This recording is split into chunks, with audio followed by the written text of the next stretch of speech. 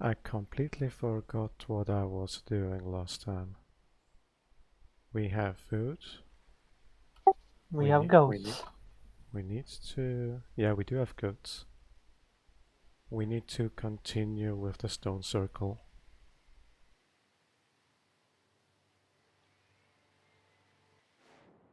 Also, like if we have this many people, we might be able to, or not exactly this many people, but this much grain supply. We might be able to expand.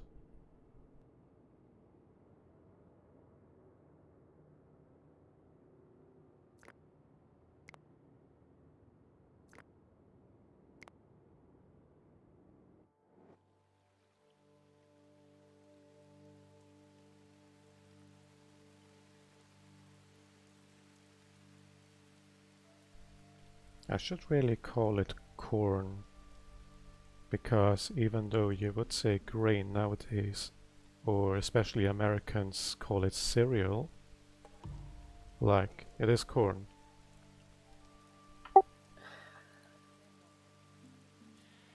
Corn Industries. Now don't get corny. I wanted to make a joke like that, but I thought, no, that won't be. It's like, okay.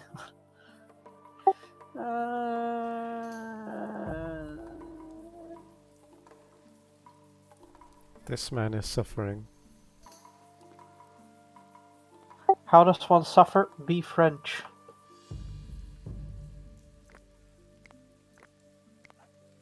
Also, how does one suffer? Be British.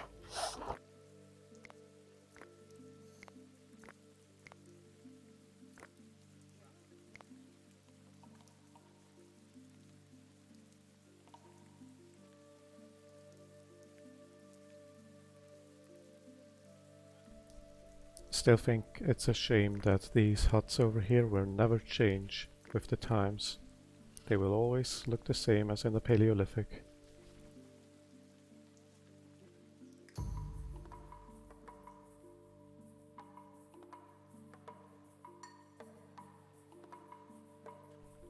Also, like if I want to do this for aesthetics, let's say just having little hill forts, I need to think about where to place them next.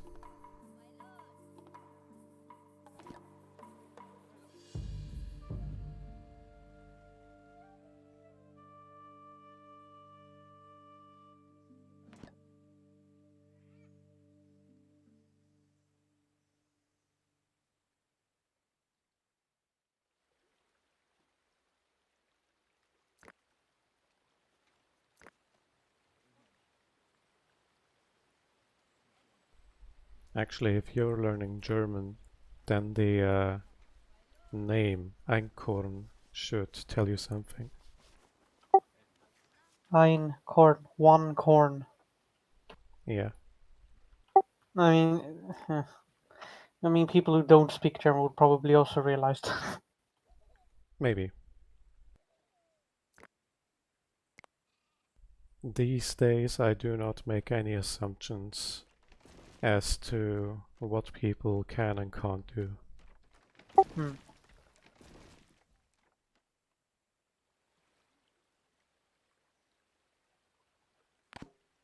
I wonder if there's a family name of Einkorn. Like there is Einstein. Why not Einkorn?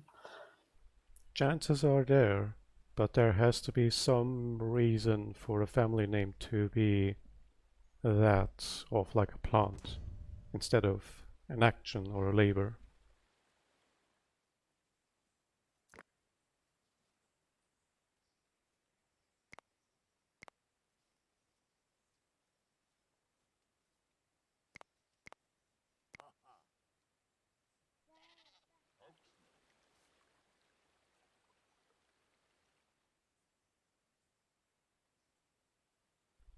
Yeah, look at the grain or the food curve rather. Like we have a lot of food.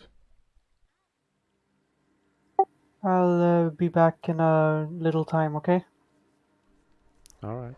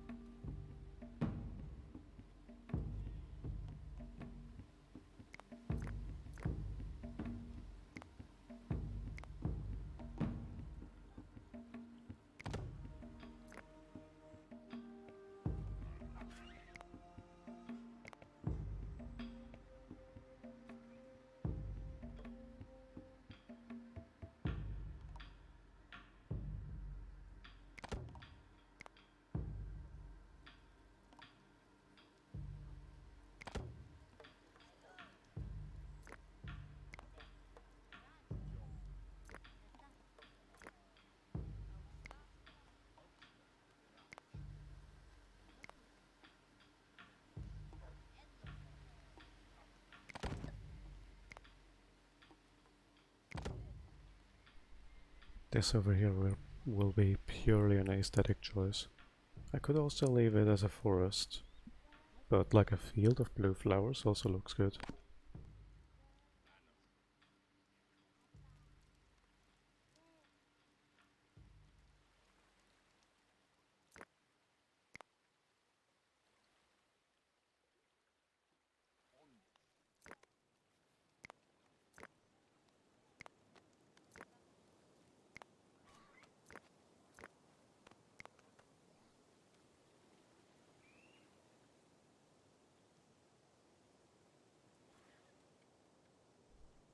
Though, to be fair, it does look a little bit barren without the forest.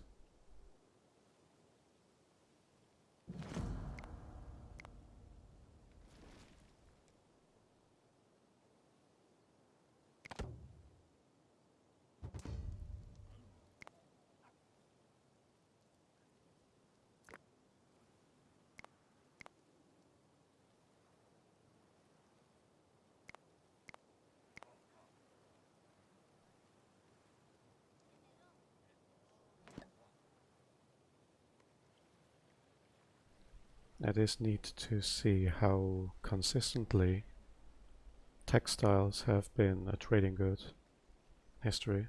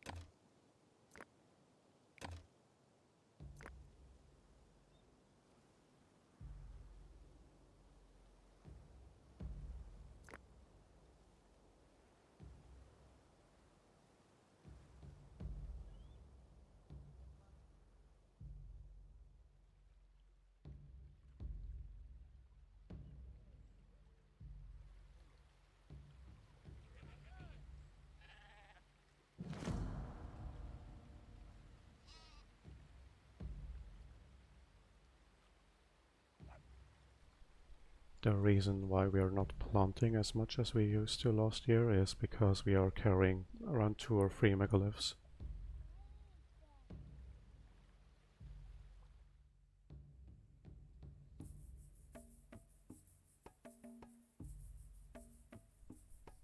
To which I have to reiterate that yeah, it is weird that those locks just sort of slide together with the thing, because it's like one model in this game.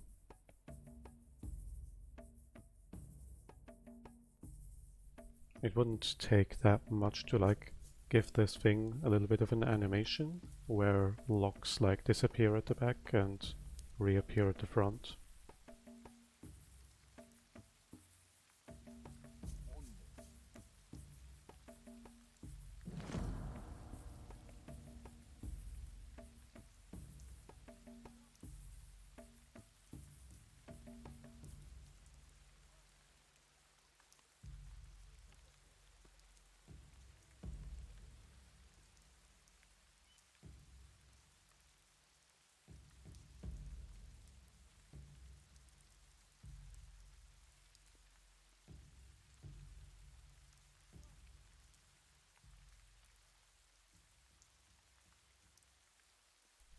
I should make a little fort or something somewhere here.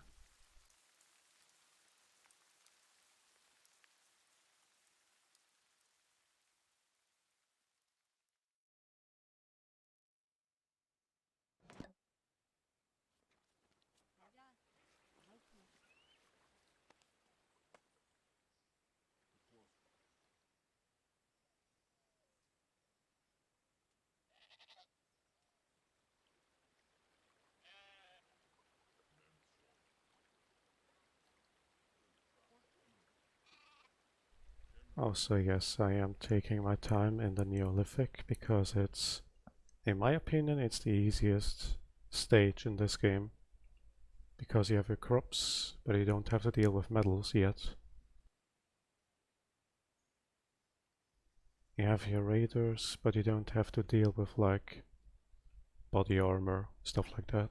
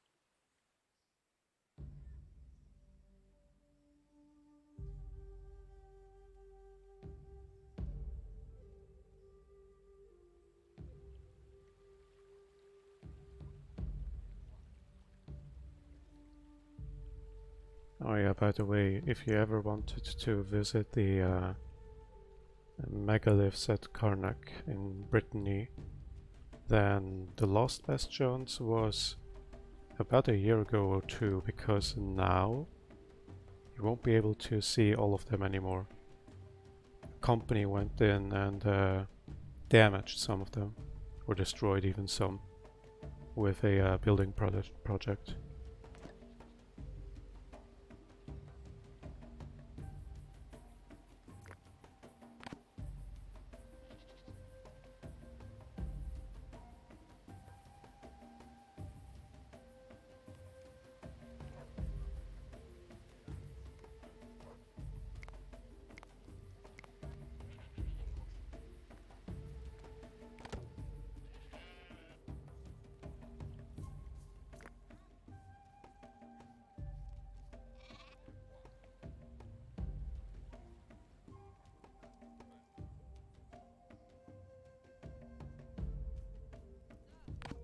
Could maybe make over here like a little bit of a base.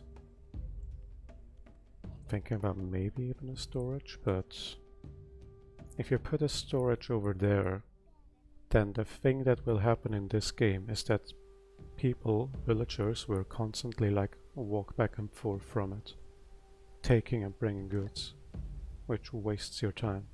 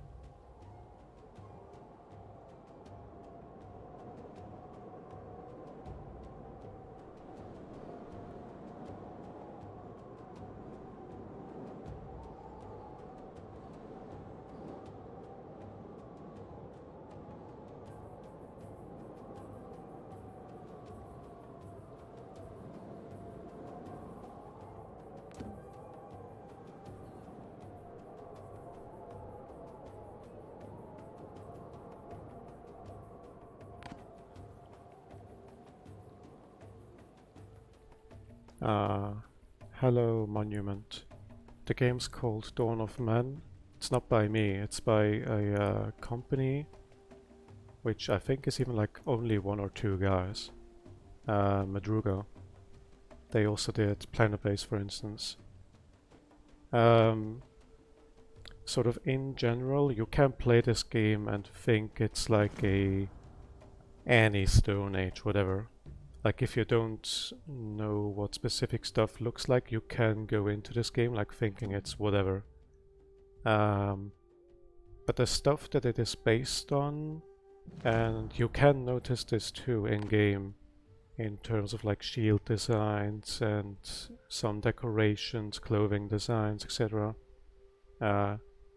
It's heavily influenced by Celtic culture, like Celtic prehistory, and the game goes from the Paleolithic until the Iron Age, which it sounds old, but the Iron Age is basically like once you're there, we are talking about like up until like the end of Rome, basically. Like that's all still Iron Age in that sense.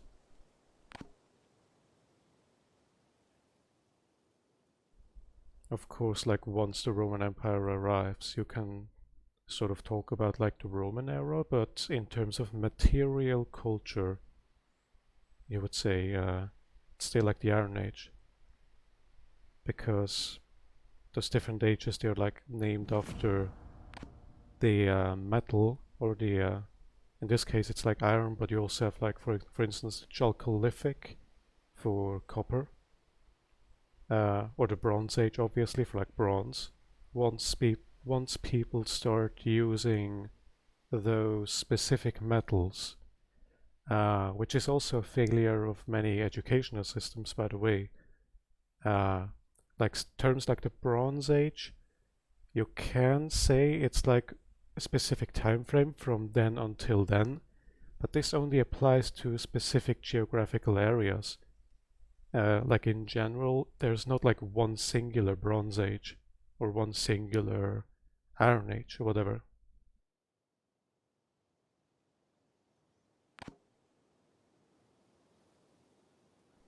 You also have places on Earth that skipped metalworking for like one or multiple metals. Uh, you can see that especially like in Mesoamerica for instance and Southern America.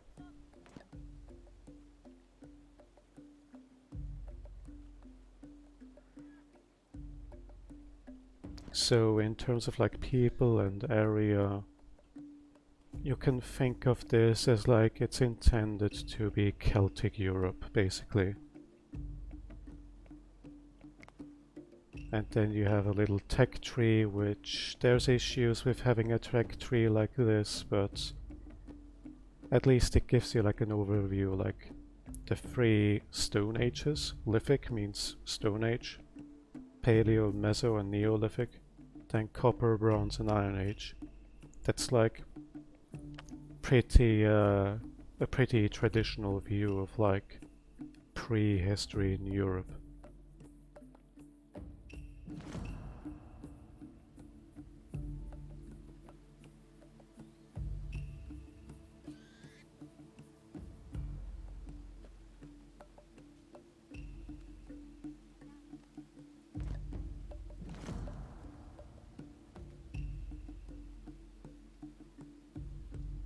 One thing which would have been cool to see in a game like this is like sort of the divergence of different material cultures. Uh, so, and in the Iron Age the Romans invade. Um, yes, you can basically talk about it like this, because if you talk about like the Iron Age or an Iron Age, this talks about like the kind of material that the culture would have worked on. And the Celts were very much in like an Iron Age. Celtic is still quite broad. If you want to narrow it down even more, it gets a little bit harder to distinguish stuff. In this game here in particular, if you want to like get down in the weeds, this could just be like I would judge it to be mostly Central European. So once we start talking about if you want to have it like more and more specific, Hallstatt culture, kind of that sort of stuff. Something which makes it a little bit harder also to talk about this in a sense, I guess, is that the map, sort of the world map, and once we zoom in like an in-game map like this session right here, this is not an actual location as it existed anywhere IRL. This is a procedurally generated map which was then packaged into the game as sort of like a default thing. If you boot up this game and pick Frozen Valleys or Northlands, you will get still the same map. but it's not a handcrafted map, if you get what I mean. It's not styled to mean a specific place in terms of like topology or whatever.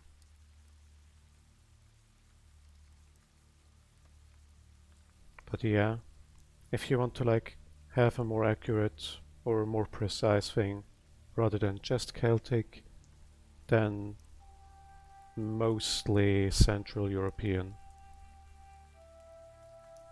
And among Central European, mostly probably Hallstatt. But then again, like once you get to the Iron Age and the Romans, etc., the Hallstatt culture itself would also be like replaced by a newer material culture. And these kinds of things are not really represented in this game.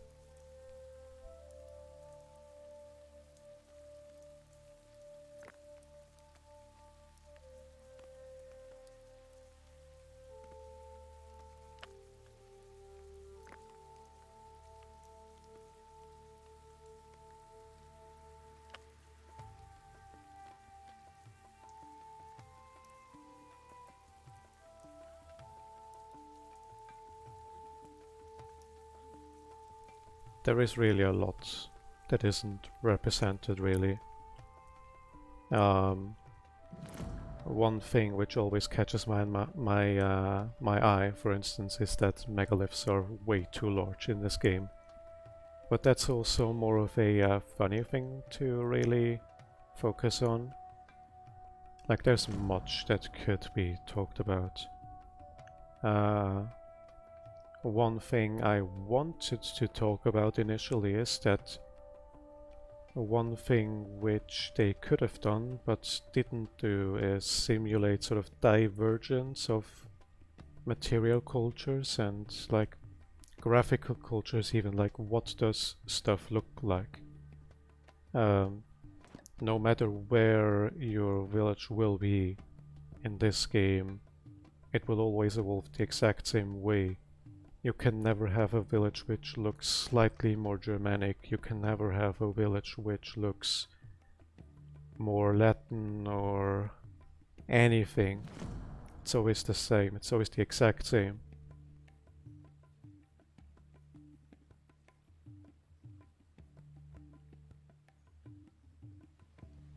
Also over time. So for example, these buildings down here, the crofters, these huts are available to you in the Paleolithic, and they are sort of stylized to look Paleolithic, these crafters, and they will never change at any point in the game, no matter how much time passes.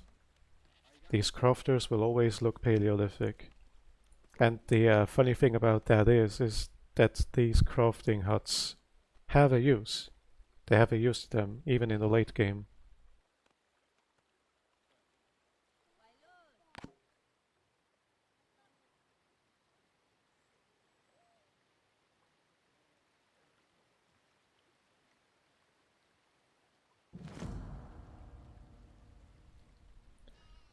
The forts, not much of use really, because once I started building these, the raiders would just come from another direction.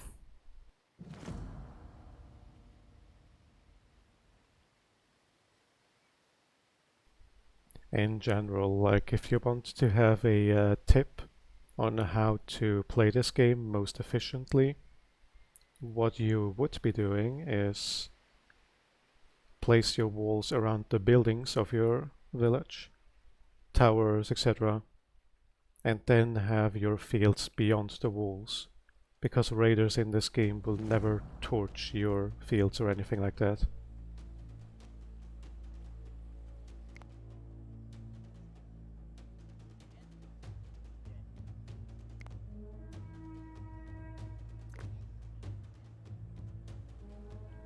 Okay, this time the fort is of use.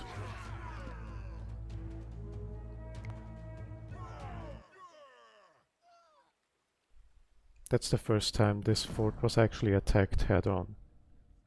Up until now, once I started building these forts, the raiders would just come from back here or across the mountains.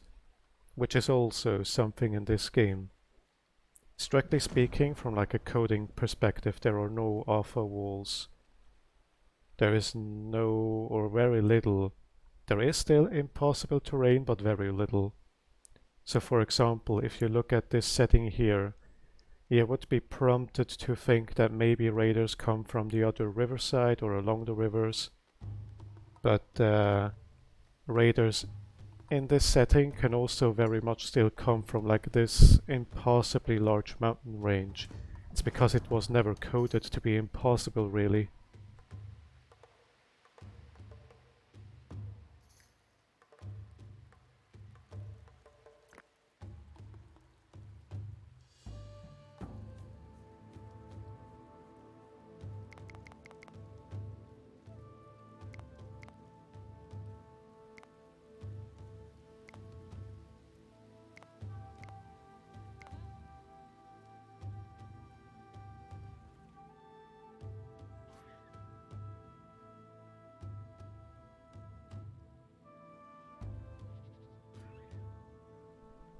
So like yeah, when you look at stuff like this, if you look at stuff like what I'm building here, the village itself is aligned according to an efficiency grid which I have come up with.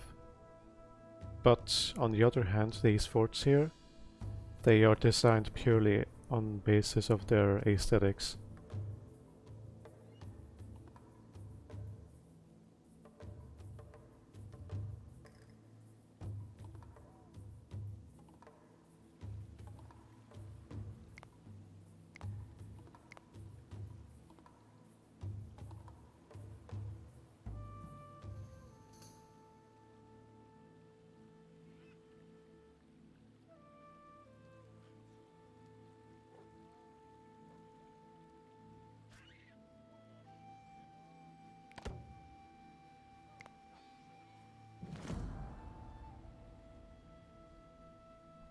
I have not yet tried ancient cities, but I've heard about it. It does look interesting, but I've also heard about it that supposedly it was only receiving updates at a snail's pace, which, to be fair, at this point, a snail's pace is actually more updates than this game here is receiving anymore.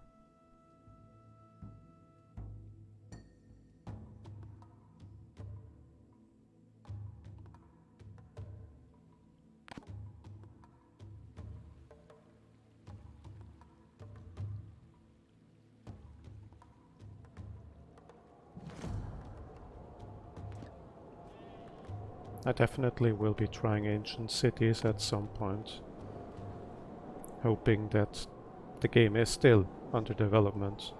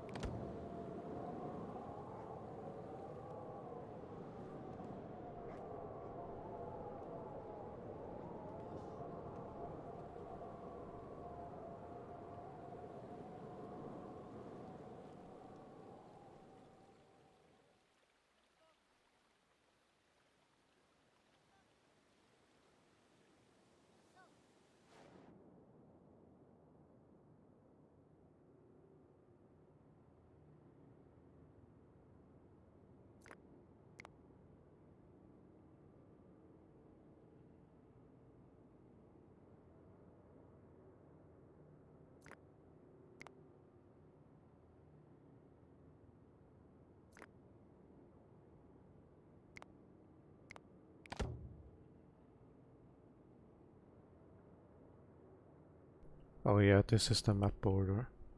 There are sort of two starting conditions you can have in this game. Either you start with like a preset city location, where you start off with like 3 tents or whatever, or you can pick like a nomad starting condition, and you can like pick and choose your location a bit more liberally.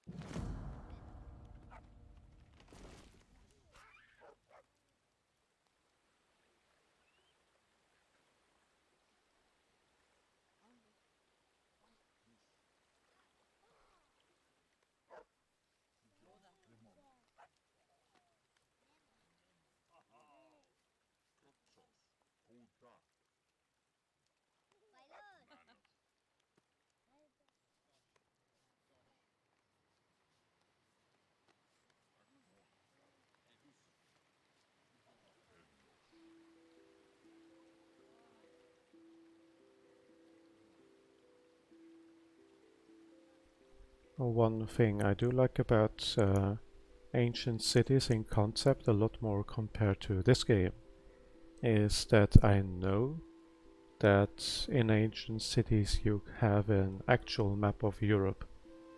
At least until now it's been Europe as far as I remember. I hope they will also expand farther than just Europe, just farther than Western Europe also.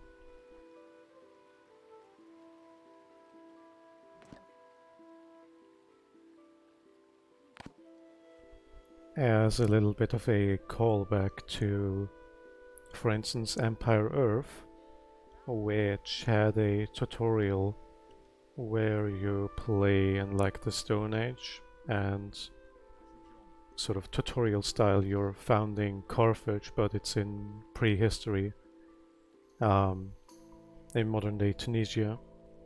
Like it would be funny or cool to be able to do this as a little bit of like a callback to Empire Earth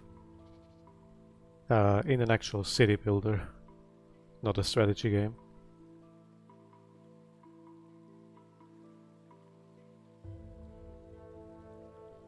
Also, if you have a game or a map or any piece of media, you will always receive my utmost kudos if you, should you want to include Carthage or any Phoenician or Punic political entity or place or whatever, you will always receive my kudos and support should you put in the absolutely minimal amount of extra effort to not use Greek names and not use Latin names, because we know, or at least we can reasonably approximate the Phoenician or Punic names of many or most of these cities, at least the important ones.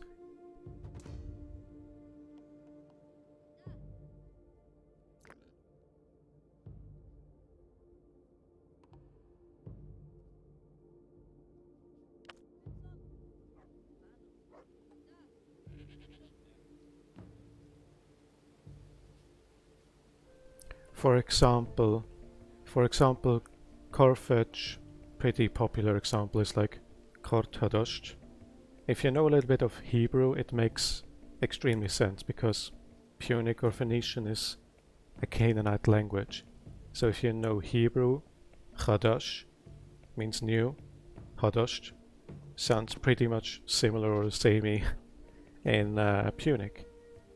You have place names like Iglit, you have Eol, both of which are around Algiers in Algeria.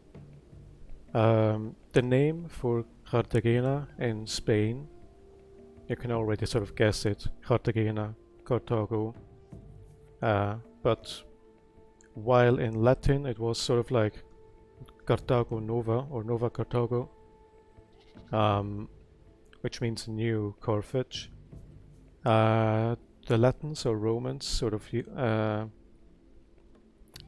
they took the name Karthadasht and their version of it, Carthago, is a corruption, you would say, a linguistic corruption. So Carthago Nova originally in Punic would have just been like Karthadasht, Hadash, new town basically, like a double new. You also have stuff like Six, which is not at Malaga. Malaga itself actually also originally most likely was a Punic town. We can only approximate it. It might have been Malacca, which would have been pretty similar to the Greek name for Malaga, and which is also still similar to the modern Malaga with a G, but instead would have had a K. You can find stuff like this, or for example, farther inlands, Warsha, something to that effect was on coinage, not written in the Arabic way, which that's also interesting because like Arabic is also Semitic, and they had a pretty similar name as to what Warsaw would have had back then. Further inland, much further inland into Iberia. Um, there are hypotheses, but it's a little bit of a debate still around like Cordoba. What was the original name of like Cordoba? Rate wer. Also, yeah, I'm in voice chat with somebody. Ich bin endlich zurück. That took way too long.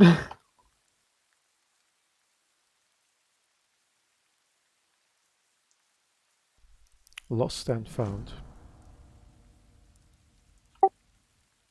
Go to find Durg. Also something interesting if you want to look into Punic and Phoenician place names is that Berber languages, stuff like Kabyle,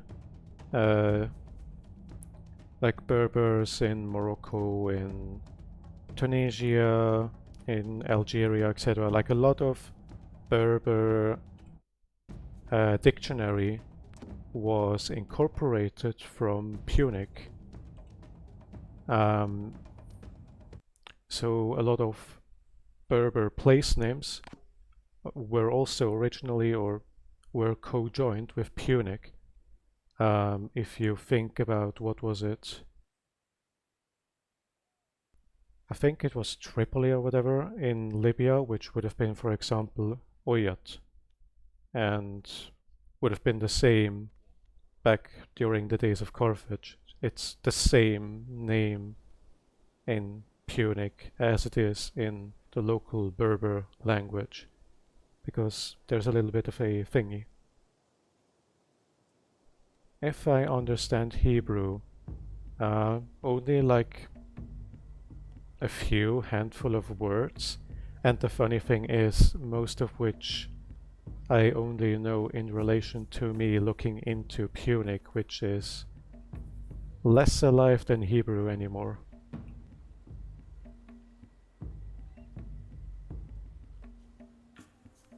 Also, if you go over to Morocco, for example, for Tangier, both Berber and Punic would have been Tingi.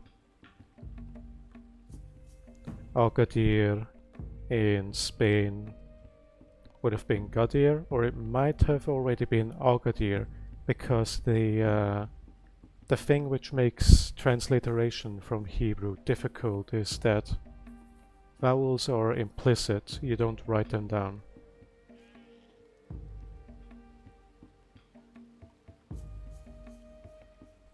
And the same is true for Carthage, for Punic. When you look at an inscription on coinage or on a stele or whatever, vowels don't really tend to get written down in Semitic languages.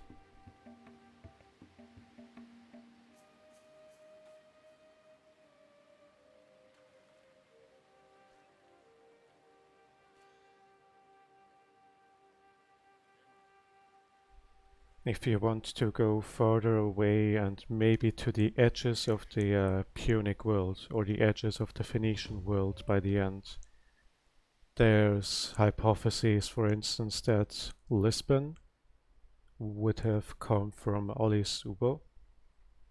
That's a theory. And down south, you would have had Mogador and Migdol, which, by the way, also goes back into ancient Egyptian, because a Migdol would have been a fortified place.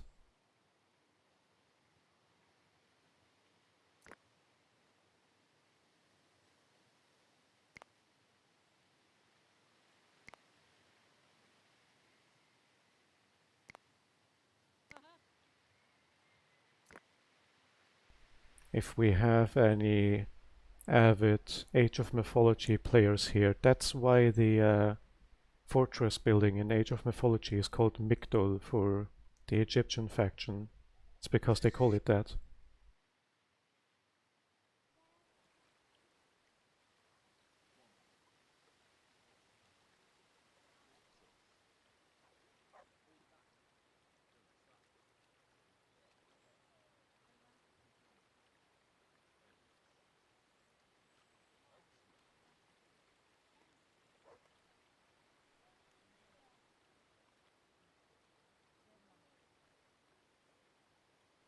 Oh yeah, by the way, just for clarity, I am not a history major or anything. This is all stuff that I have looked into on my own interest. The things that I've studied instead were geology and geography. That is why when I finish saying something long about the subject, I would probably just say, "But I don't know though," or if I recall, more or less. It is a more safe thing to say because, like, there are people definitely who will try to spin it into like a gotcha if you say something that you were never really an expert on to begin with.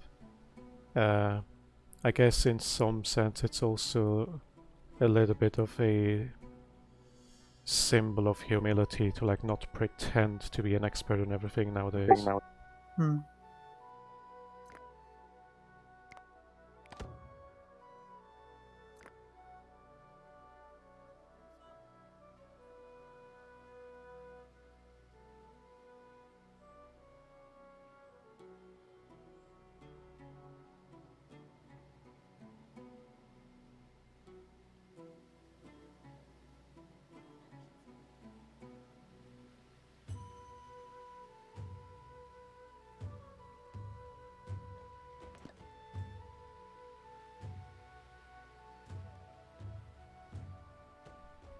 The children are yearning for the fields.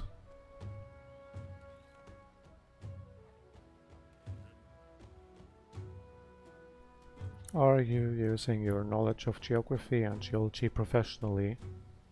Not yet, but I plan on. Uh, Reasonably soonish, I hope. Noch nicht, aber in die Zukunft. I have no idea what you attempted to say. Noch nicht, aber in die Zukunft.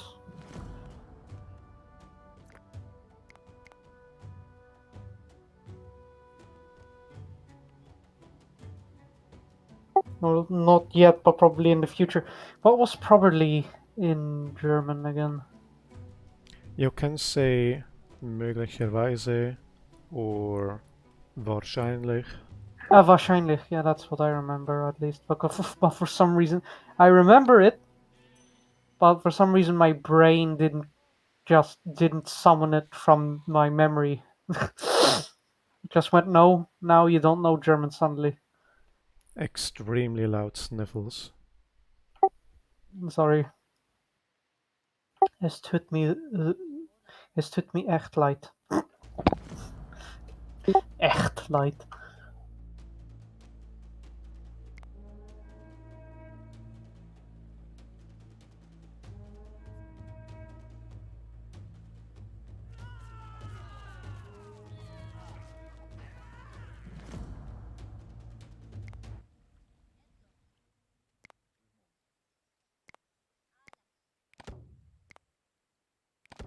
Echt?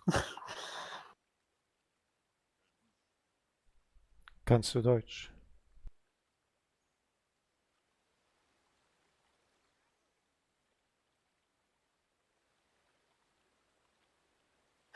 Doch. Seid ihr nicht beide Schweizer? Ich bin nicht Schweizer, ich bin Schwedisch. Ich komme aus Schweden. Schweden, Schweiz ist doch beides das gleiche. Beide sind gleich.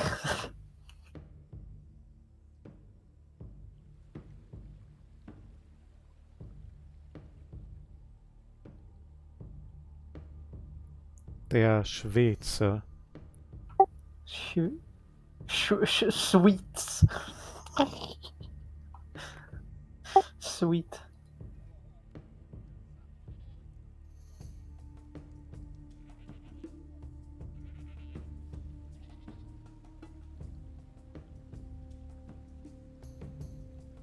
He. Äh, Ein Schwede, der für mich wie ein Schweizer klingt. That, my... I don't have a Swiss accent at all. Er klingt mehr wie ein Schweizer mit albanischer Albanischer. Stimme.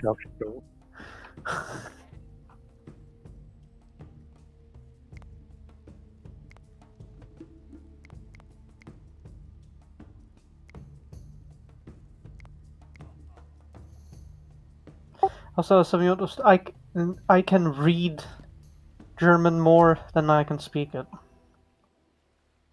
Because it takes too long time for my brain to conjure up the actual words.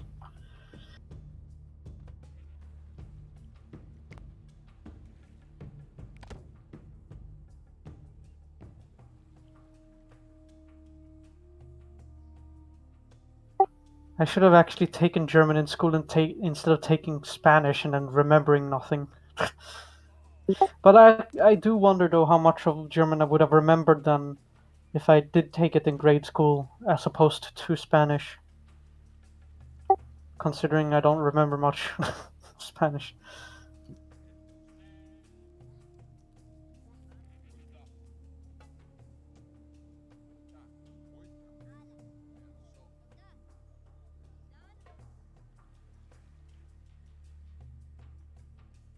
Actually, I'm thinking about removing the fields farther away here and letting the forest regrow. Reforestation.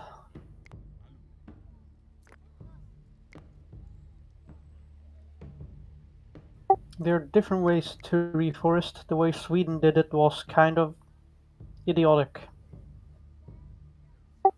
So, if I recall correctly, like historically, there was a king in Sweden that, of course, wanted to reforest Sweden, or because we, in earlier days, even used a lot of wood still. Wow, that sentence structure was completely whack.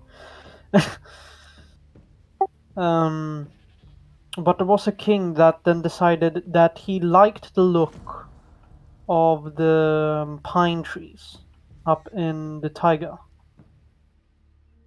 So he decided, oh, let us literally try and plant those throughout the entirety of Sweden and then outcompete every other species of tree that exists throughout Sweden. If that wouldn't have happened and we would have, I guess, replanted trees from the same biome around, then then Sweden's forests would have been more diverse than what it is today, which is literally just everything is pine tree or birch tree or oak and nothing else.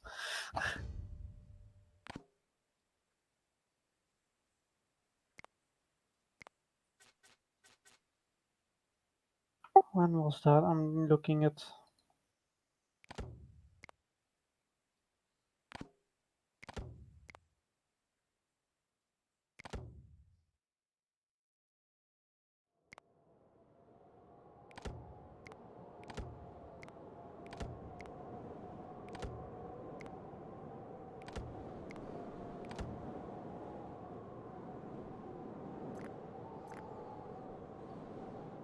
Middle of the 20th century.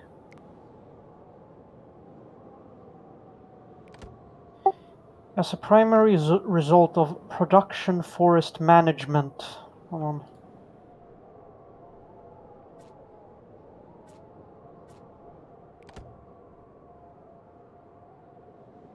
Sweden is 69% forest. Nice. And interestingly, in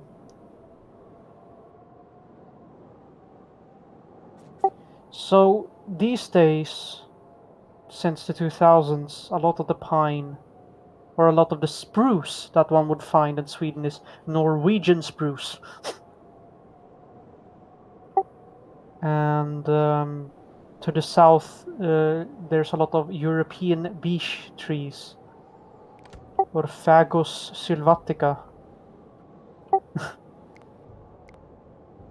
Though as a primary result of production forest management at the middle of the 20th century, the Scots pine, or Pinus sylvestris, covers together around 75% of southern Sweden.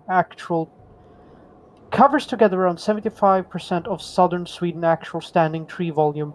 Whoever wrote this article did this with a bot, I think. Or it's automatically translated using something because there's a lot of weird conjugation of words.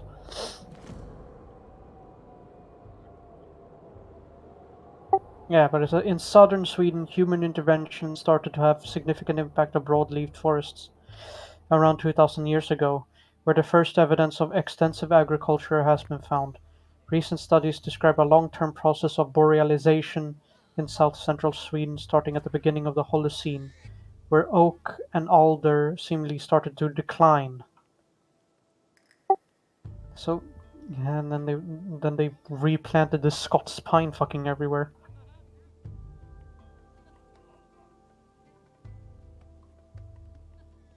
Yeah, so like around 2000 years ago is when they started with stuff like this. Sorry for the sniffs. But at the moment, the most plentiful tree in Sweden and probably Norway. No, Norway. Yeah, Norway too. Is the Scots pine, which is also very often seen in the UK because it originates from it, or rather, it originates from northern Scotland.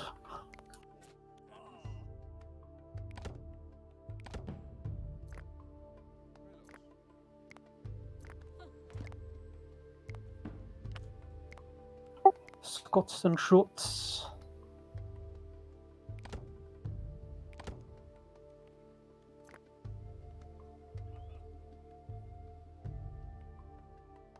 An interesting thing about Swedish wood industry and the reason why, for example, we had a big industry in making furniture and stuff, and why IKEA became what it was using Swedish wood. But nowadays, I can say this because I've worked at IKEA and also read internal stuff, and it became news in Sweden a couple of years ago. Is that modern IKEA products? Yeah, it's not dying yet, but it was because at 2000 years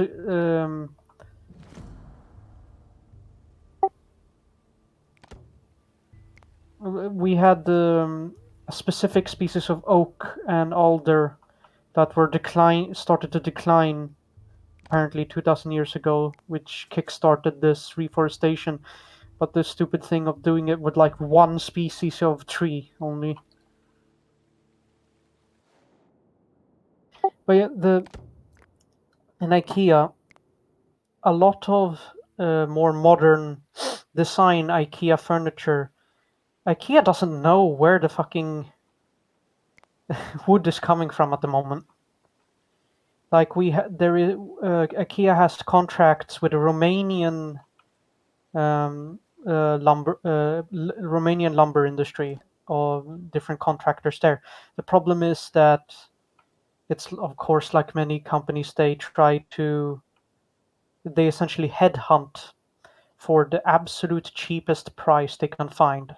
Well, in the European Union, and they settled with these Romanian contractors, and it was scandalous because these Romanian contractors would go out in the night and go into stuff like nature reserves and protected woodland and then harvest wood. Also, a funny anecdote about Romanian wood thievery is if you've ever talked to a Hungarian, there's like a little bit of a funny thing going on where supposedly Romanians would cross the border into Hungary to illegally forest, to illegally like log. Yeah, that was part. There is a specific news organization in Sweden, or rather, um, it's owned by the state news organizations, but it's called Uppdrag Granskning, which is essentially is more long form, almost documentary type investigations into stuff that happens in Sweden and abroad that may be connected to Sweden. And when these internal memos from IKEA being like, where the fuck is the wood coming from? We don't know even. And Uppdrag Granskning took that up and did started investigations. And yeah, it's that IKEA contracts a lot of more modern design furniture to get wood from Romania, even though we have a lot of wood here, and there's still and there's and but I guess it's because it's cheaper to get wood from Romania, of course, and some of the manufacturing is also done in Romania. But then the problem becomes that these Romanian contractors are fishy as fuck and do, I guess, wood, uh, black market lumberjacking, I guess one could call it.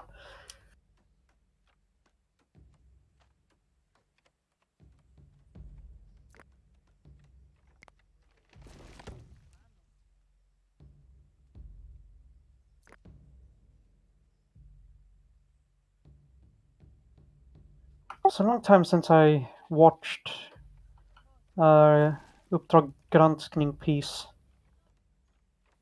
It's probably not many as of late has been of very big scandals, and it's usually the bigger scandals, of course, that garner the most media attention.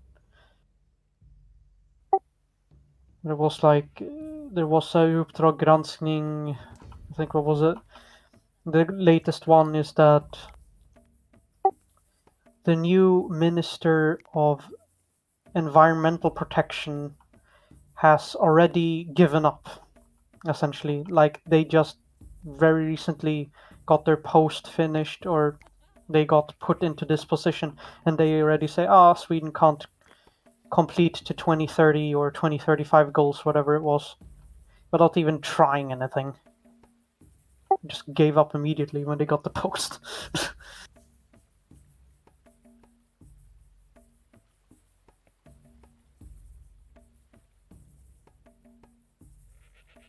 We have tried nothing, and nothing works. Like, what was it? Sweden, like, I mean, it's the broader goal of Europe. Europe has the ICE. There, well, it's more or less environmental goals, and one of them is to phase out ICE. At the moment, yes, center right with support from the right and far right, because that's how Sweden's governments are never a single party rule. It's always a coalition. Alternative für Schweden. Yeah, although officially they aren't the actual supporting role, but they have a lot of AFS affiliated politicians are also in SD or Sverigedemokraterna. So that's how that works. Um, but yeah, the ICE phasing out of ICE, being carbon neutral or carbon or even a net positive, and climate goals. And our new climate minister just went, "Now we give up." And when the new government took power, one of the first things that they cancelled really out of the previous administration's um, projects, which was the high-speed rail project, which would mean that we would have a high-speed rail along from northern Sweden to southern Sweden, vice versa.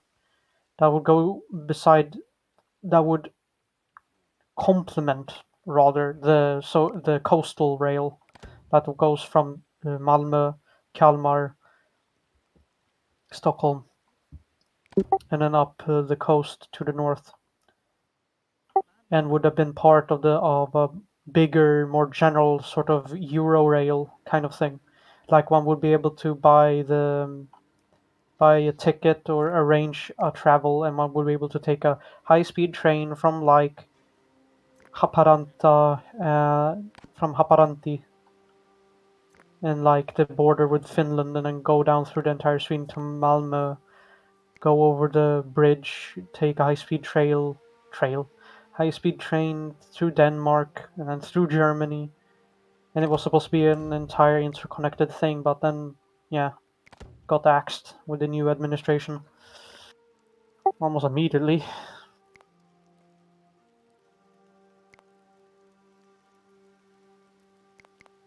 And at the moment, although this isn't solely the current administration's fault because it started a couple of administrations ago, the privatization of Swedish Rail, but then just a continuation of privatization of Swedish Rail and then offering no kind of incentives for the companies to actually act in a decent manner to its customers or anything. At the moment, there's a problem with rail companies and rail operators not communicating with each other, causing very odd schedules where sometimes there will be way too many trains and sometimes there will be fucking nothing. And train schedules not being like what would one call it? Train schedules not being accommodating to each other in any way whatsoever.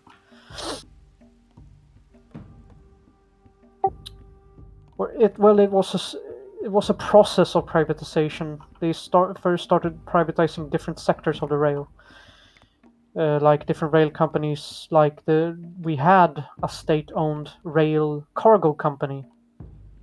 It still exists, but it's not government-owned. It was GC, SJGC, and I think the only privately owned, not private, the only government-owned rail at the moment is SJ, or Statens Järnvägar, and their capacity has been severely decreased. The only ones that they have are, if I recall correctly, they have there's a rail interconnecting the closest cities with Stockholm with double-decker commuter trains similar to Switzerland, but they are going a lot less frequent and a lot less frequent. I would say probably once every hour, only once an hour or something. And then you have the X2000 line, which is a moderate high-speed rail, I would call it. It's a train that is capable of a lot higher speed than what the rails that are currently built can handle, because it's regular rails. But it goes between Stockholm and Malmö, back and forth like that. The rest of the rail are all private companies or private companies support with monetary support from the government, like V, which is interesting because V is the Norwegian State Railways. It was used to be NSB. It got renamed like a year ago to V or VY. And for some reason, where I live, they also own the local bus traffic.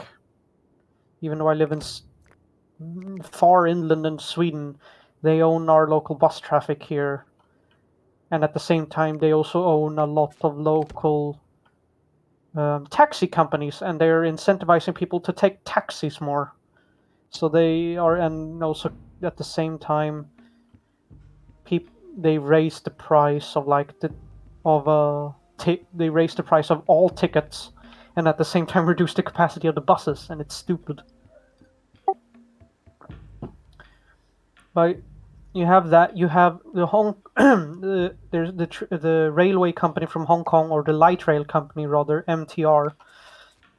They take care of at the moment. They take care of the rail going from Gothenburg to Stockholm. So the railway that goes between Färnensee and Vätternsee.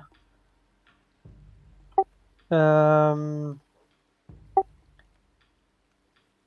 You have Inlandsbanan, which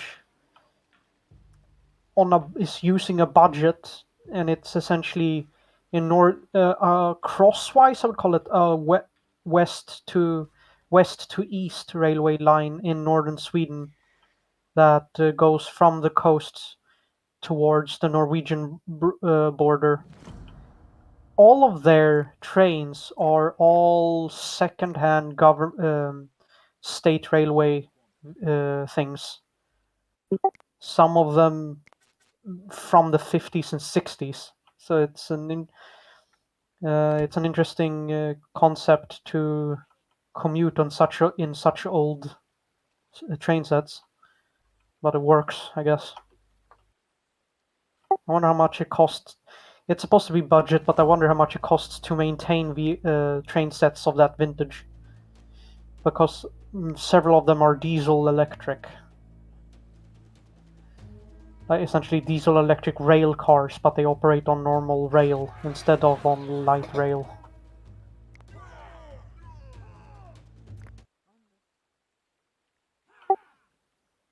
You have...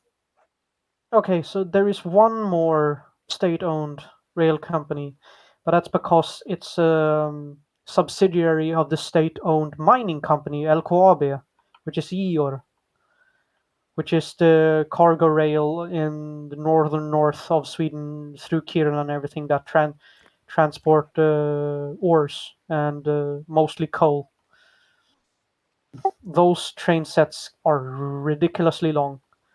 Those are the ones that rival the length of train sets you have in the US or in North America, where if one were to be stuck at a railway crossing, one would be there for like 15 minutes or something,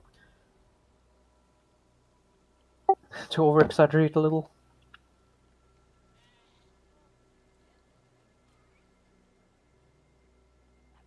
But as opposed to the 2 or 3 state rail companies, there's about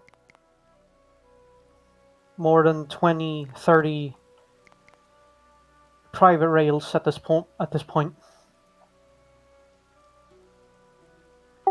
Otherwise, SJ would have had a hand, or Statens Järnvägar would have had a hand in all the local traffic as well, just with having a regional office that would take care of problems that are, well, local. But now it's stuff like, hey, the Norwegian State Railways owns the GLT local traffic for some reason, even though we are nowhere near Norway. MTR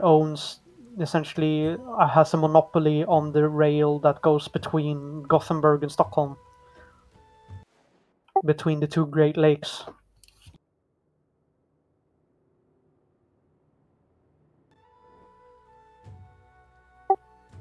And the cargo rail that goes from Schonen up to Stockholm is also now private. It's Deutsche Bahn, interestingly.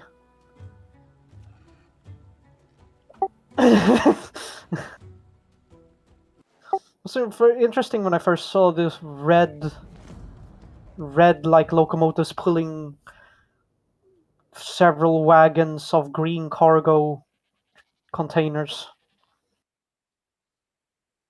because usually it would be very uniform. It was a green cargo vehicle pulling green cargo container wagons. GC, SJGC.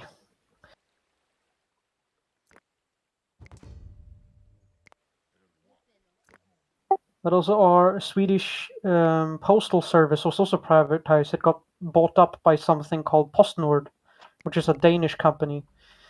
They reduced the mail delivery times, or rather, mail used to be or mail delivery alongside newspaper delivery used to be a daily occurrence, once every morning.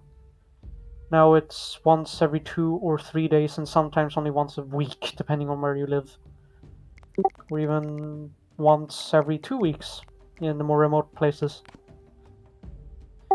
And we have a saying that has apparently gotten really popular to say, a phrase that has gotten really popular in Sweden called postmord, like postage murder, because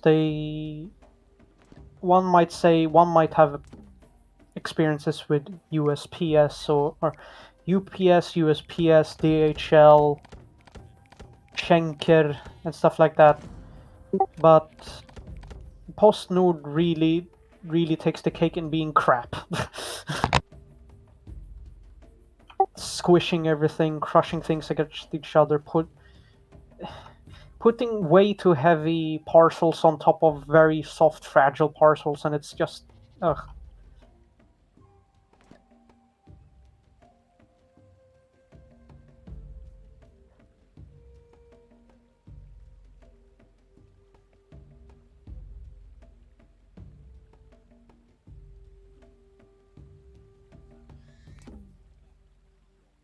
An interesting thing that I thought about is that interestingly, if the Euro high-speed rail connections would have been a thing with the Euro ticket. I mean, the Euro ticket is a thing, but Sweden isn't counted in it, and I don't think Denmark, because for some reason Denmark decided to be different.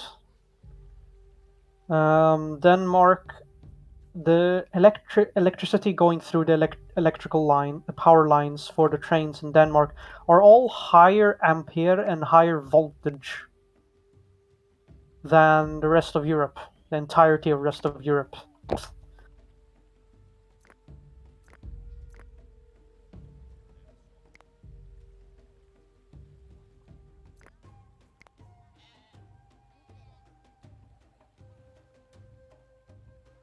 Yeah, it says here Sweden, Germany, and most of Europe uses 15.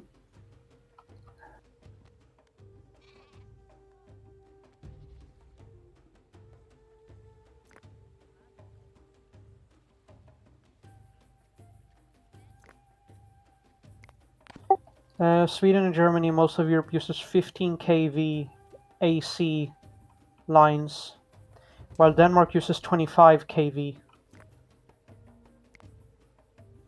and also has different it says here train protection systems, whatever that means. Ha ha ha, very funny, Monument.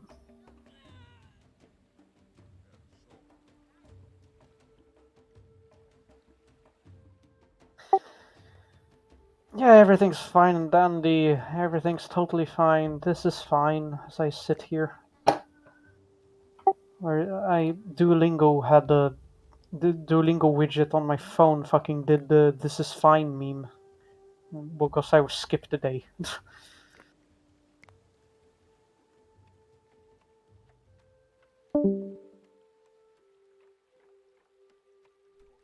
I think it just gets disconnected.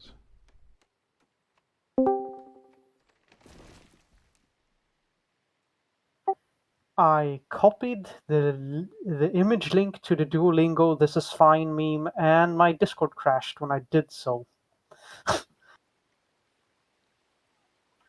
Duolingo is immortal. Duolingo is inevitable. Why did I say that with as if I was asking something? Inevitable? Question mark?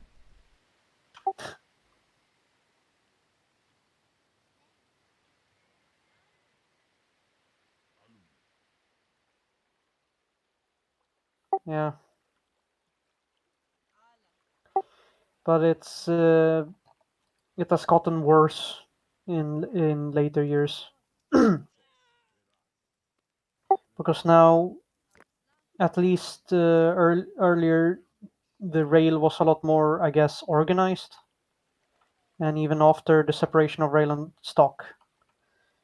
But now with the advent of having more and more rail operators, because we invited more of them, I guess, to fill the gaps of economical cutbacks to SJ. We have stuff like MTR, we have Inlandsbanan, we have Västtrafik, we have V, which is the. I don't understand why the Norwegian state railways would even buy other railways. What's the point? It's the same.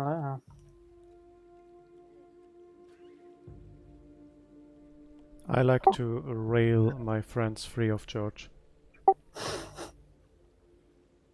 Ooh, I'm gonna go get more Slurpees.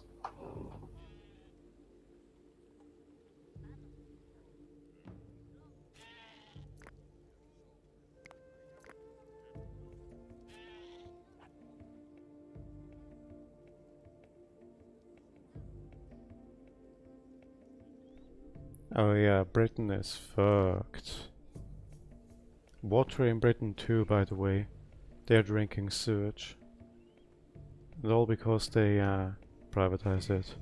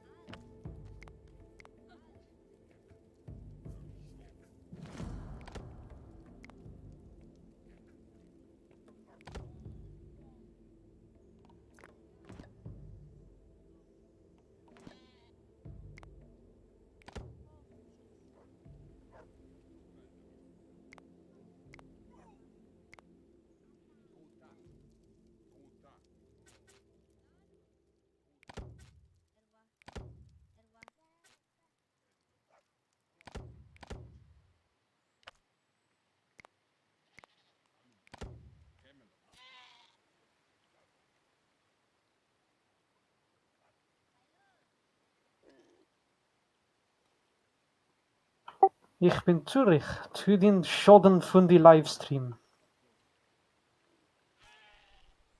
Manchmal bin ich auch Zürich.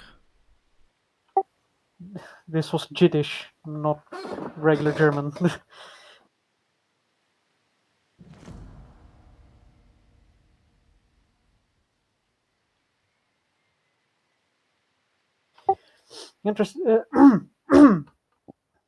Sweden has some protected languages, one of them being Jiddish. But it's Jiddish Meänkieli, Meänkieli. I never can pronounce that language correct. Sami, and we also have a lot of language just that should be protected, but Swedish any and all administrations have just seen it as too little of an issue, I think, which is Älvdalska, Gutnish, Skånska, and Finno-Swedish, which is slightly different from regular regular Finnish, because Finnish is also protected in Sweden. Finno-Swedish. Okay, so Finno-Swedish is Finn-speaking Swedish, but the language is different enough for it to, in some countries, be considered another language. The borders between a language and a dialect are debatable, anyhow. Yeah. I guess what happens is that when a country has an official language, it's usually the language spoken in the capital. And then that becomes, like, for a long time, the language. Like High German being so different from regular Danish and capital Swedish With High or German, it's Royal actually Swedish. even a more specific case. Like in French, for instance, this is extremely true. In French, like standard French is basically Parisian dialect. Yeah, High and German was created around the around 1900, 1905 thereabouts. There was the first Duden of High German, and it wasn't really Berlin dialect. It was artificially created with pieces of from different directions, but with a most notable root from like Upper German. And the Upper German dialects or languages is stuff from Alsatian, which is nowadays occupied by France, all the way over to Austria. In terms of a north-south dichotomy, you can think about like Eastern Franconia down to like northern Italy.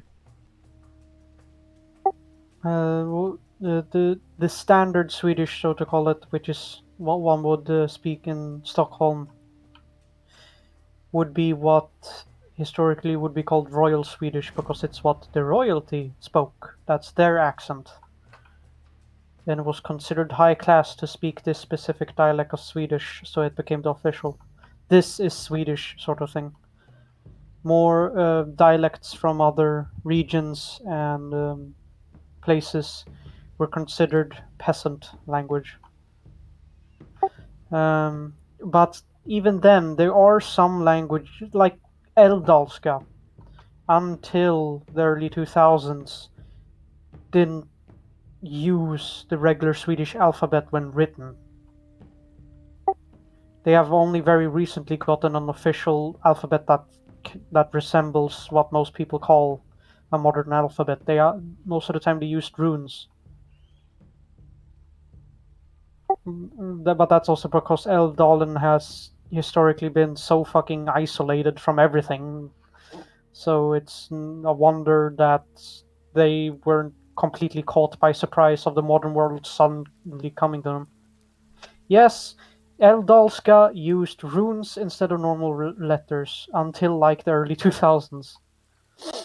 But so few people speak Eldalska, so at this moment, if a new generation is brought up getting taught Eldalska, that would probably be like 20% of the native speakers, like a class of 30 people.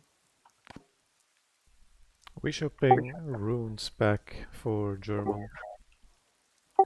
And it also makes me wonder how, when the runes went away for Gutnish, because because Gutnish is closer to like Gutnish would be closer to like Faroese, and Eldalska is closer to Icelandic. But Sweden considers them just a dialect of Swedish, even though if like you witnessed firsthand me trying to speak, yeah. And you witnessed me trying to speak to a Gutnish speaker in Northern Ireland when like I didn't understand much. You could say, du hast ihn nicht gut verstanden. Gut. Gut. Like what I thought Gutlich. I thought she was speaking about the Air Force. I was like, why is that the reason why the the the taps would have low water flow or something, or what was it that they had they had a water tap that ran dry, and for some reason in that conversation, what I understood is that then she just started talking about the Air Force, and it went from like 0 to 100 in like half a second or something. It's like, wait, what is this kind of what is this topic change? Immediately, it's like, huh.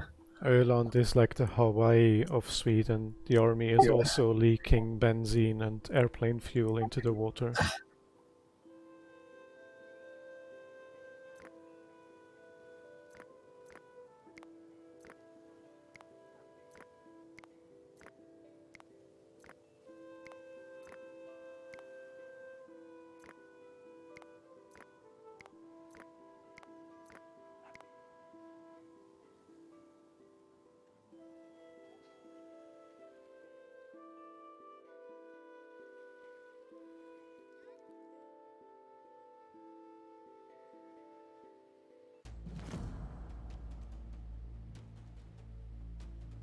Yeah. But that there's an SVG image of the current alphabet because the Swedish alphabet is supposedly supposed to be used alongside the runes at this point. But I guess the problem is that if they would use the normal Swedish alphabet, how would they? How's how would their words be written? Because so many of the words are just, huh, this doesn't fucking exist in Swedish, or this is completely different. Like, and what was it? There was a suggestion in that in Elfdal. I guess okay, if one Just were to say, translate just say elfish. Elfish, because yeah, the direct translation of that place is Elven. What is Dal again in English? I don't know, is it cognate with tal? No, it's what's between mountains, the low ground between. That is a tal. That's a valley. Yeah, yeah, valley. So Elven Valley is the direct translation of the name, and the demonym of the people would be elves, literally. So Elfdalian or Elfin, Elvish, Elvish Presley. Elvish. The suggestion currently is that they are supposed to borrow a lot of letters from the Icelandic alphabet rather than just completely switching to the Swedish alphabet ad hoc, um, because so many things would not be able to be written otherwise. Like even if you look at the comparison there in the image that I posted in the chat, so many letters, so many of the runes would be compounded into a single letter, even though they would be pronounced ever so slightly differently.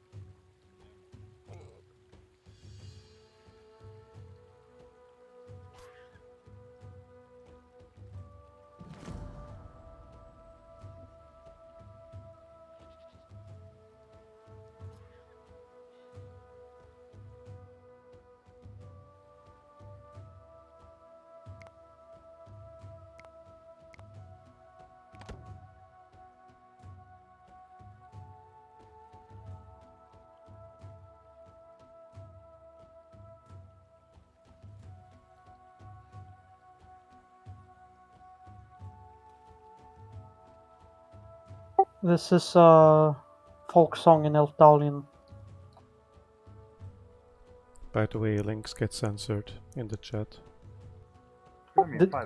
Did the last one do? Did the last one? Oh, it does.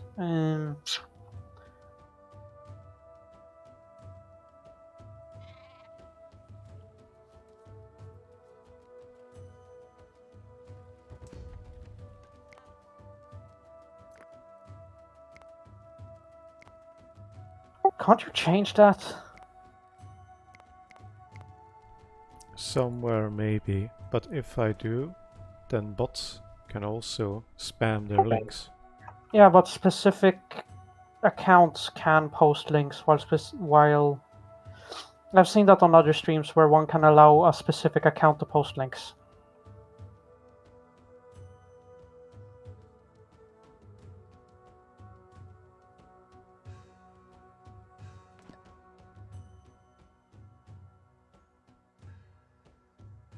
I guess take that link and just remove the spaces. That's the yeah, that's the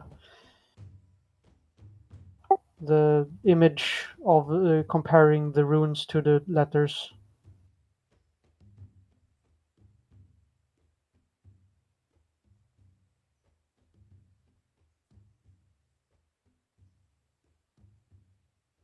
And this is the link to the folk song. Just remove the spaces.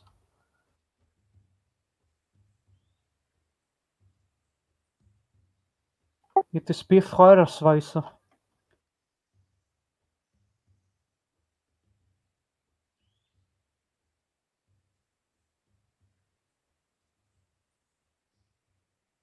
Om man drar sig ett minnes är för ett arverd if I jag would tänker have to att look into the thing about how to allow you to post links specifically without enabling it for others. jag tänker att jag minnes en idag.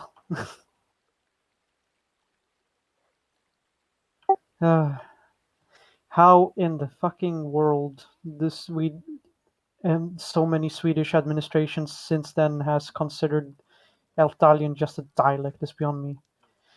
But I know that one of the cultural ministers, we have a culture minister, one of them there, they said that if one were to recognize it as a minority language of something, then they would have to create a uh, government uh, a government school program in that language, and also pour specific also donate money for the for cultural sites of Elfdalian, and also promote its culture officially.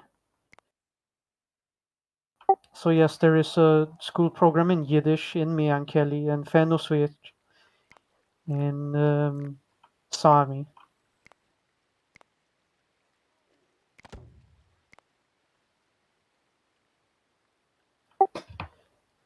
Didn't didn't that language compare? I thought I remember that language channel doing a vid on Elfdalian. Can't find it.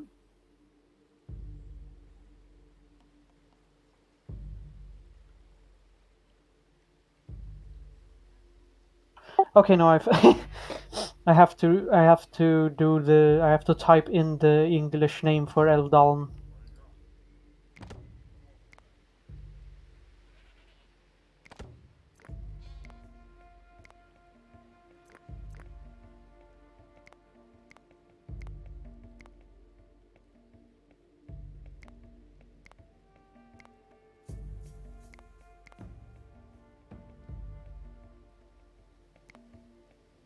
This is the I love languages video on the Eldalian.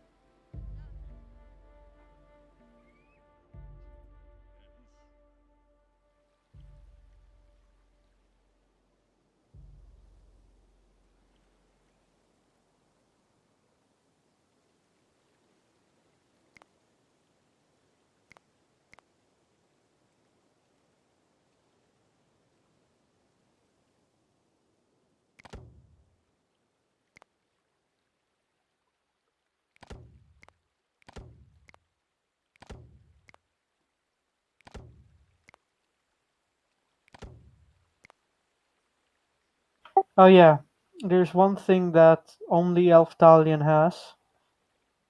that is more akin to German than what Swedish has. So in Kuckstuhl, guess what is the closest in German? Kackstuhl.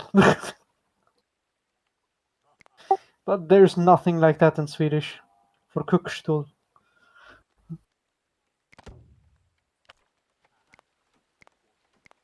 Ser du månen? Nej, jag ser inte månen. No, Siri, I did not want you to activate. No, Siri, fuck off!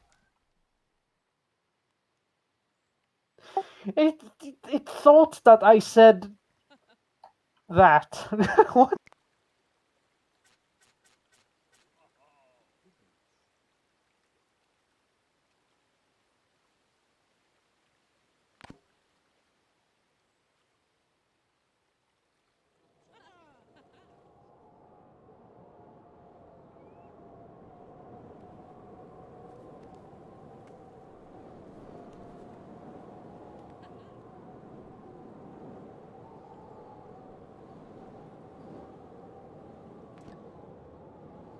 Yeah, Elinor Nilsson. She has done. She's a relatively popular singer in Sweden, but because she knows Älvdalska, she also decided to start doing stuff in Älvdalska, and is sort of seen kind of as a miniature like cultural minister.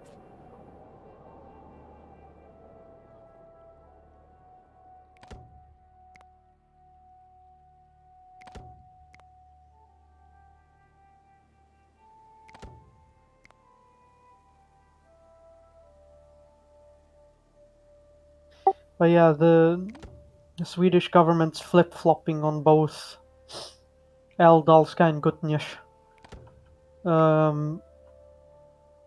makes me wonder how many other languages historically Sweden would have had that are just been trampled on by Royal Swedish.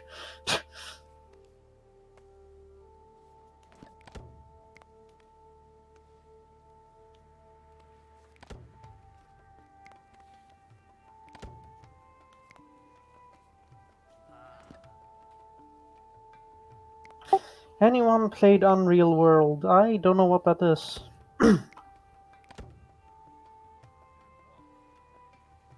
Any ideas? Olga? No.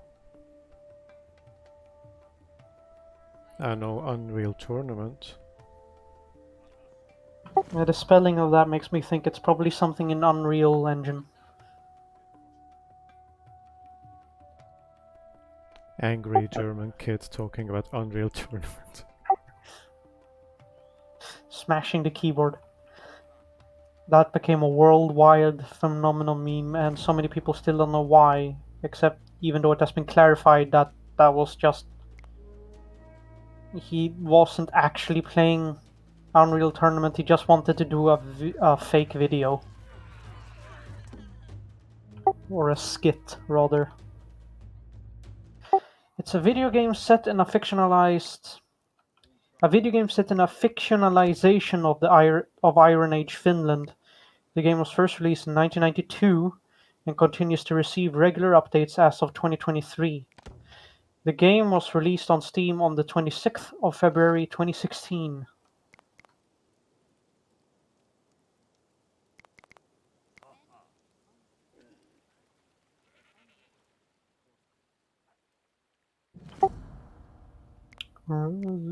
Reminds me of Dwarf Fortress a little. Dwarf Fortress. Yeah, it kind of looks like a Dwarf Fortress skin, but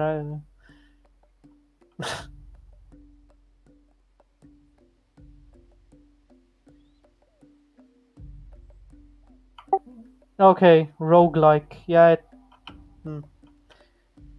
yeah, I'm getting the very same Dwarf Fortress vibes there. Except it's set in Finland.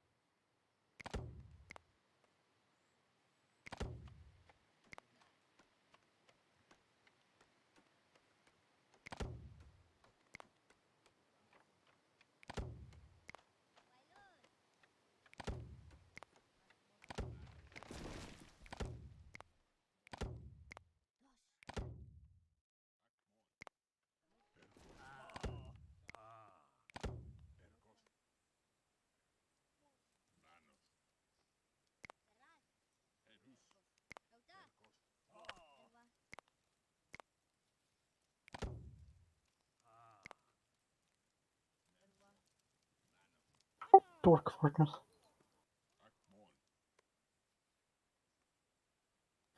I like the video where the dev unboxes his gift of like 10 kilos of beans or rice.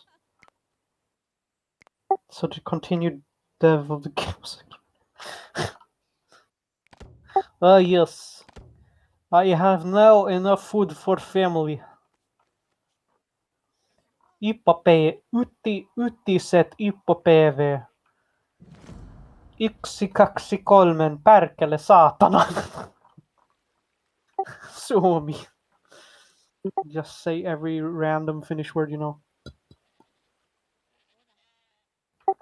Yppäpäivää.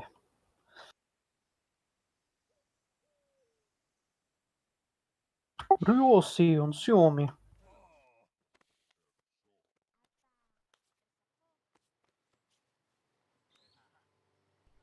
Swedish sounding weird all of a sudden. That's not Swedish. Should I call Romansch German now? If you feel funny today, yes. Romansh is, strictly speaking, Latin. The closest living language to classical Latin. Yeah, but Finnish is Ugric, while Swedish is Germanic, so Yeah, it's kind of a similar that's vein, just saying stuff like that. that's why I said if you feel funny. If I feel punny, I feel like Dirk Mlemming though. I'm Lem.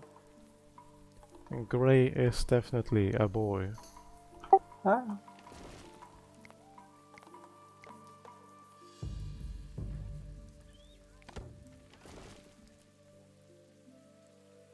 What was it? The devs of Escape from Tarkov received a reproduction of whatever that Soviet helmet was that has a very thick like metal faceplate. It's the one that Tachanka has in Rainbow Six. I forgot what it was called. The helmet, but I like how in one of the dev streams he drops it on the floor and it literally just explodes. There is cheap imitations and cheap reproductions, and then there's reproductions that are so unstable so that they fucking just break into a million pieces from like half meter drop. It's supposed to be a helmet.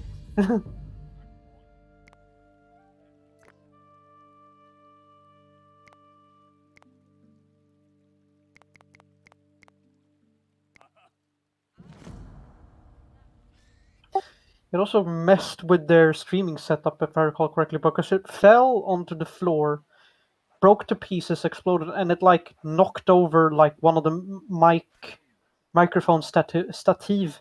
What's the English word for that? The like stand that holds the mic stand.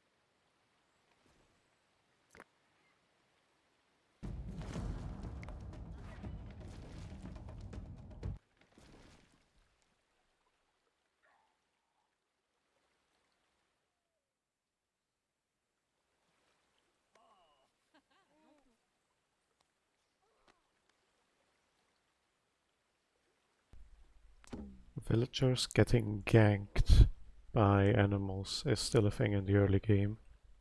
once you switch from the Neolithic to the Chalcolithic. Girgle. A lot of stuff like cave hyenas die out. Which, like, yeah, at least dholes used to exist in Europe, and dholes are the ancestor of, like, hyenas, of red hounds, etc. And also the birds, the dull birds that you call dholes over there for some reason. Dole. Well, the one up in Pilatus. Yeah, Alpendol. also a Um, dhole will. A dhole win. I don't. Oh. But it was fascinating to see how they use the air currents from the mountain to essentially just float up. They barely flap their wings. They just let the air. They just open their wings and then just floated around, sort of. Yeah, they are definitely the float the goat. Float, float, float your goat gently down the stream, I guess. We are streaming.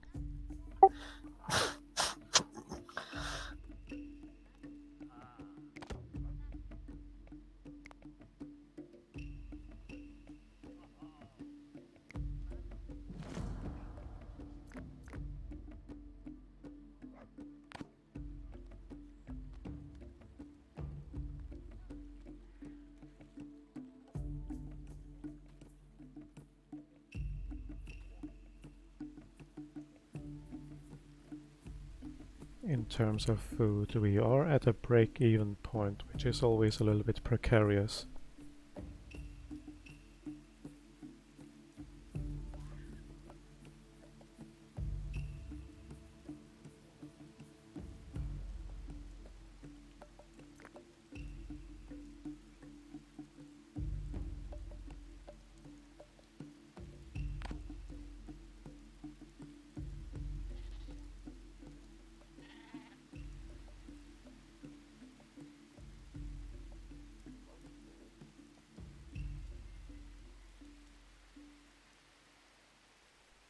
Buzkashi.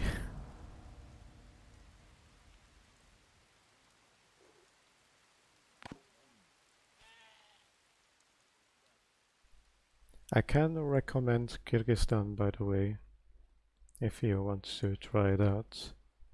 They have this little game over there.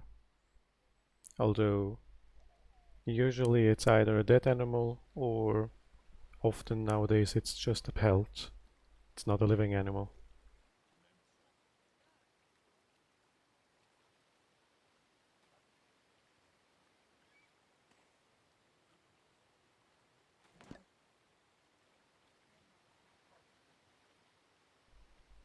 To be honest, there should be some boost to fertility.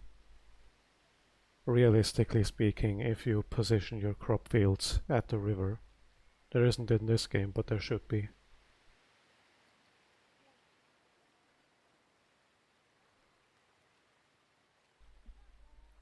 Not your goat, just the one headless goat. The headless goatman. Horseless, headless goatman.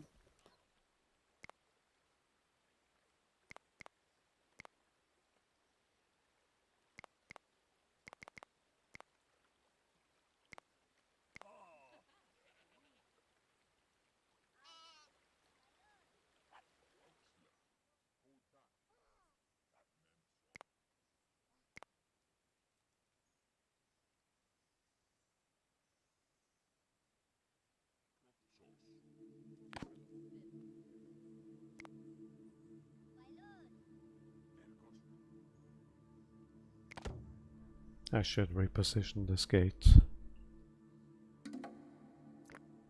A Venesten gate.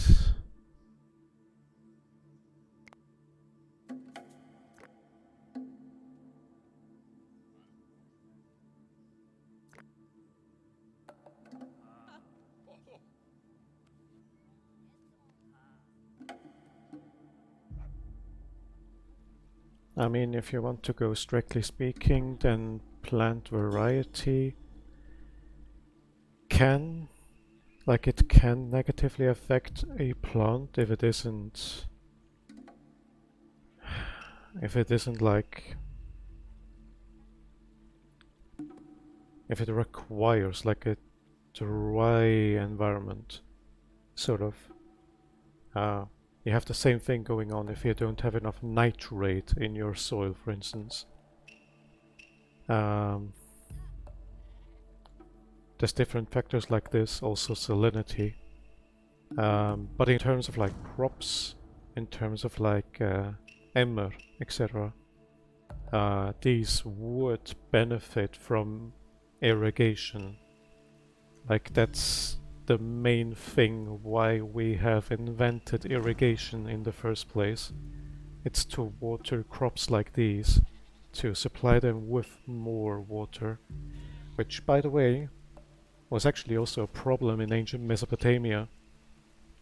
One of the theories as to why those civilizations ended one day is that continuous irrigation will lead to continuous evaporation of water at the same spot. Water diverted from rivers, etc., always carries a little bit of salt and other minerals. So if a lot of water consistently dries at the same spot, you will increase the amount of salt there is in the soil steadily until it is no longer fertile. So for example, barley is actually a bit more resistant to salt in the soil. Which is why barley was one of the crops they initially tried to seed once they started getting problems, but it was not avoidable any longer.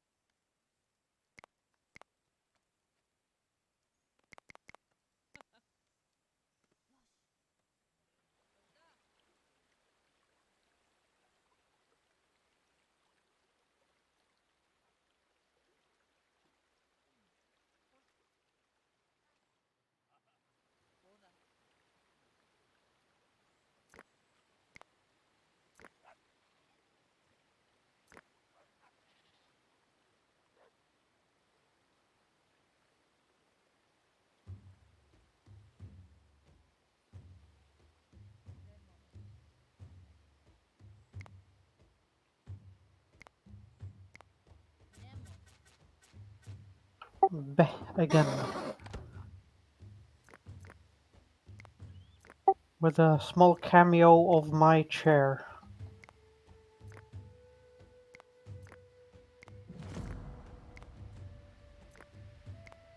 This is Gray. He is my chairman of Sweden.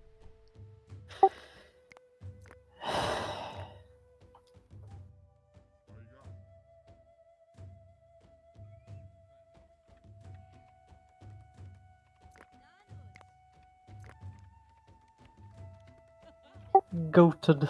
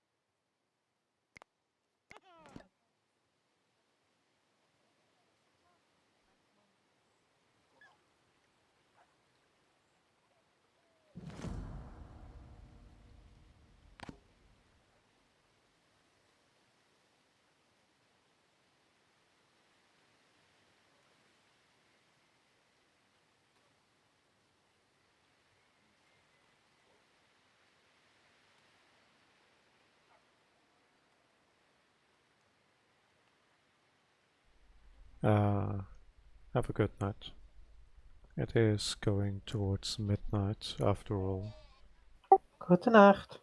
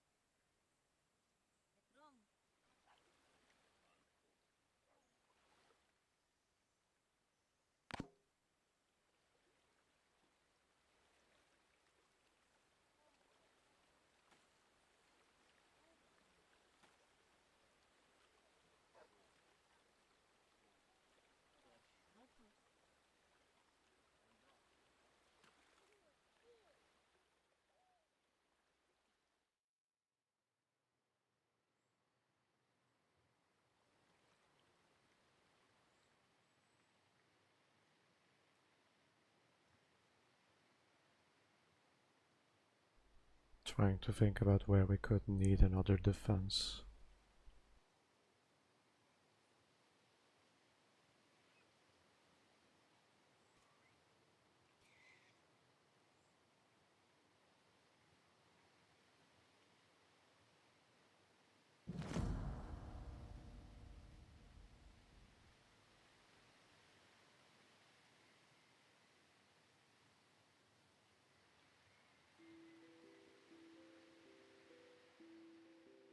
We could put a little something over here because I've noticed that villagers need to pass through the well to get to this little spot here with the copper.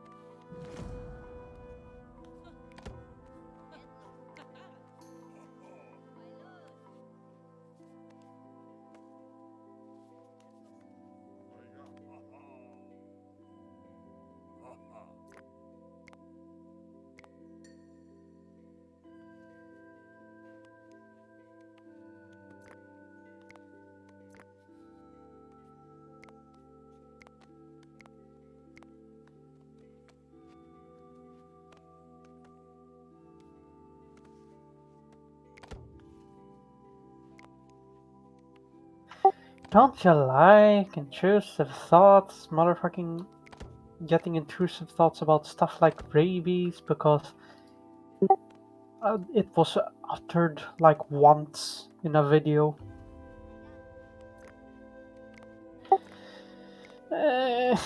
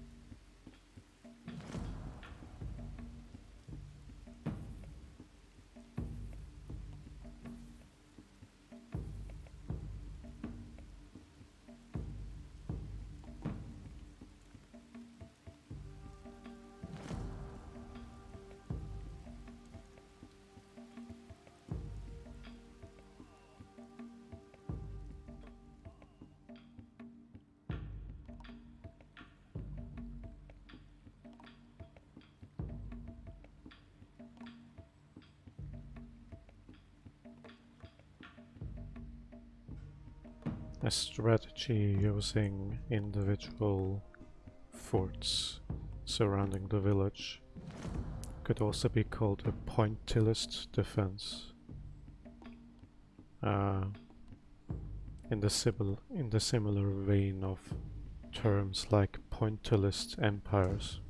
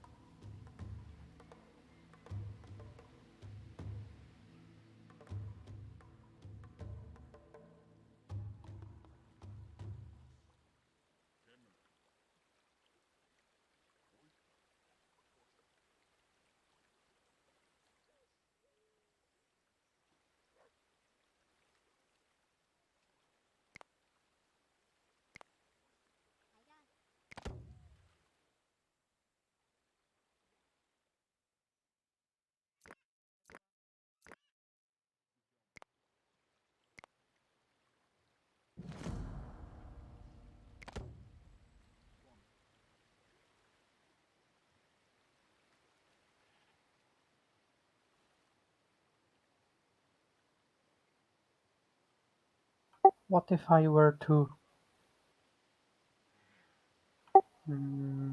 snook limb?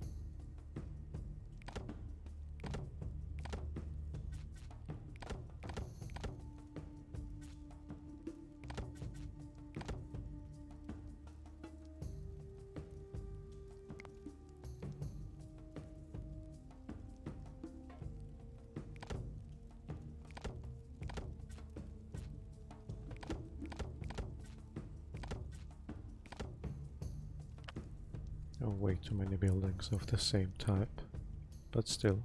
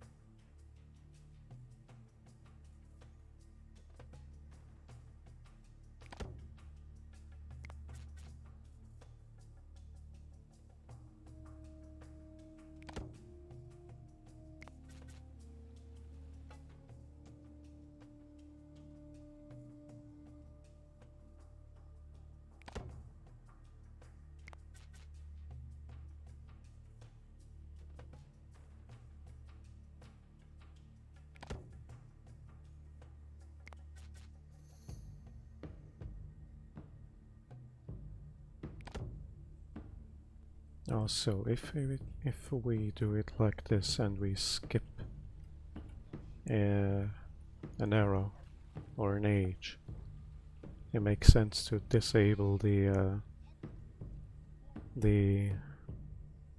furnacing of copper into copper bars, because raw copper is needed in order to furnace bronze.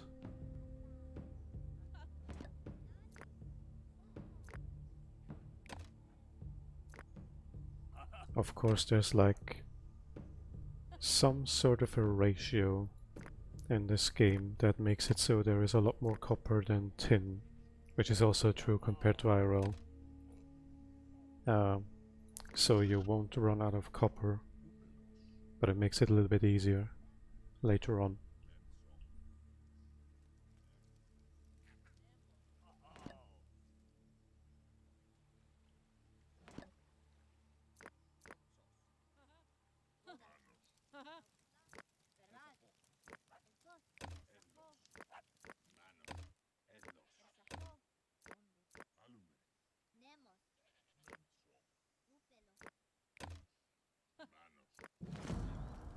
I will enable it for the to central furnaces just so we can get like the science points out of it.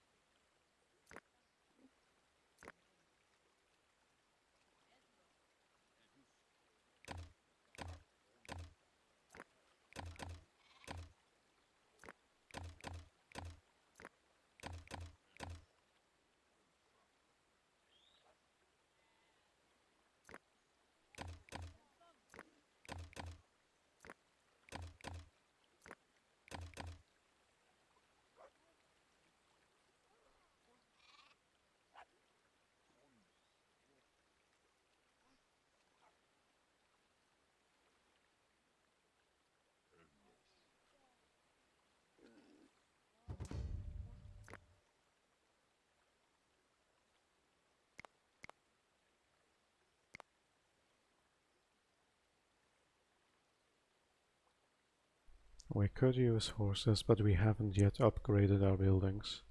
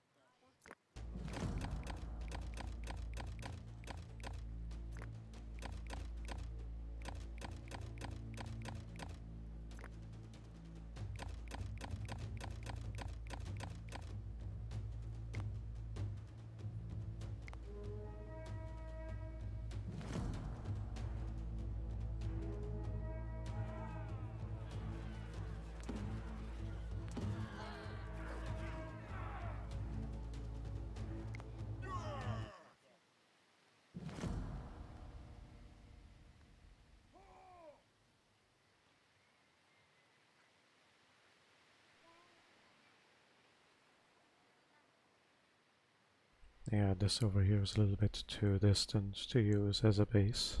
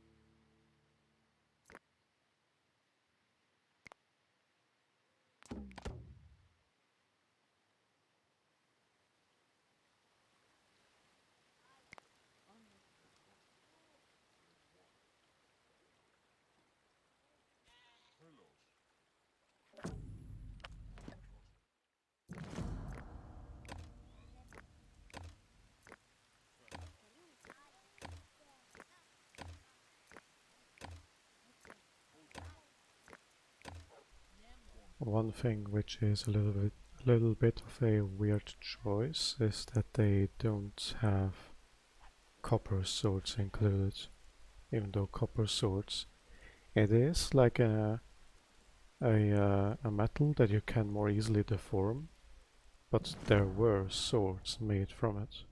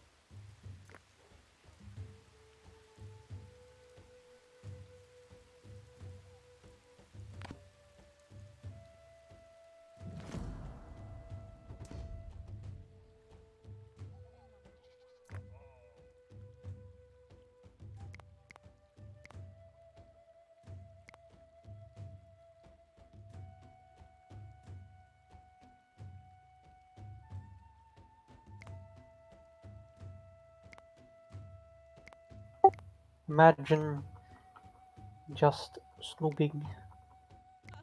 Just like that, just snooging.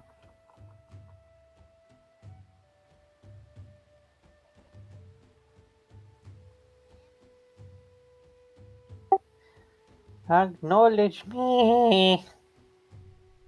I'm starving you of attention so that you build up pressure. Ah.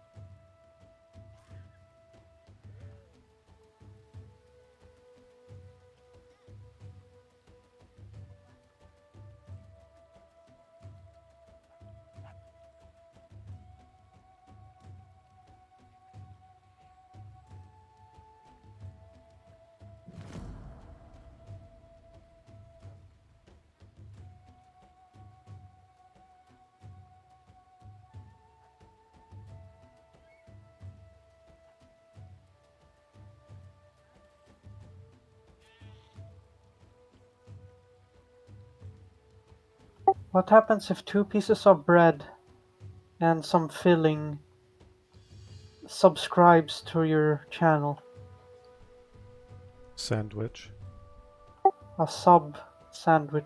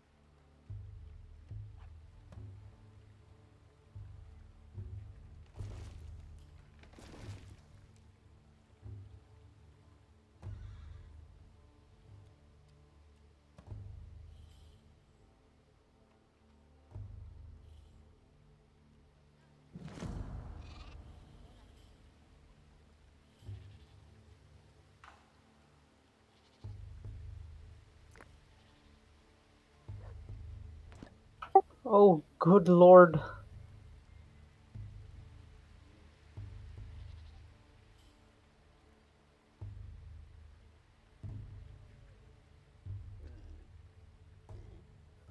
I just found a clip of the ultimate fucking doner. It's an entire, like, doner rotisserie meat thing in a baguette. In a baguette. What the hell?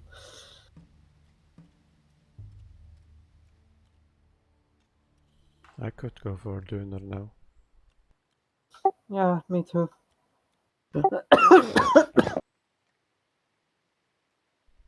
You know, I reminded you at some point in the past to like use push to talk so that stuff like coughing, etc., doesn't get on the recording. I am using push to talk. I fell forward when I started coughing and accidentally pressed it again. Yeah, but it happens very often. Yeah, unfortunately, I should probably change the key.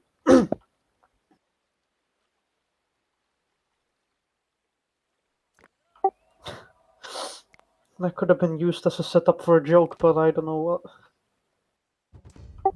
Big meat.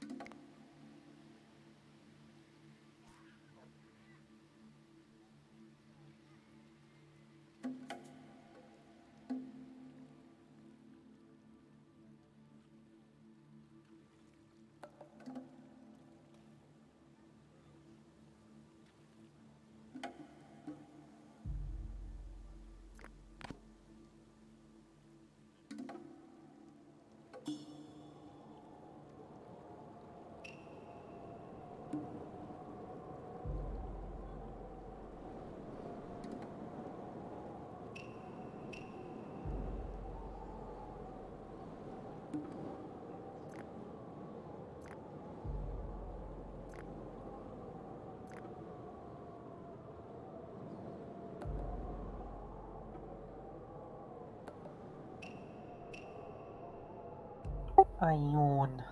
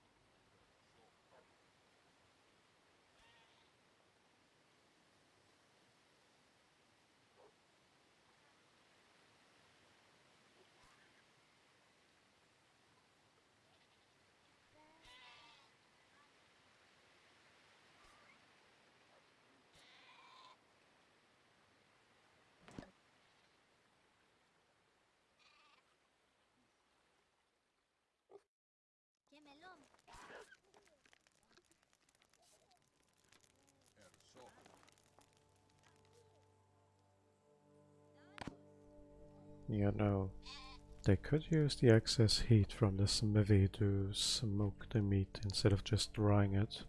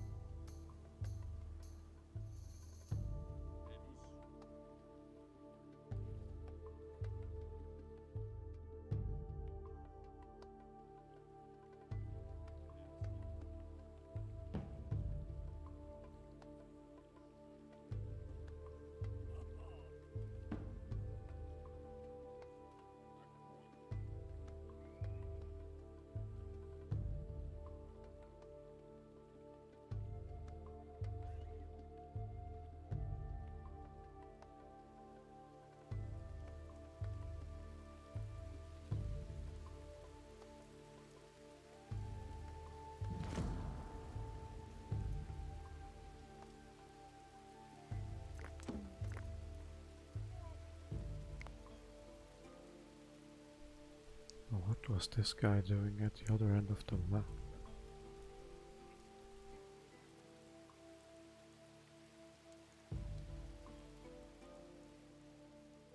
His own private matters.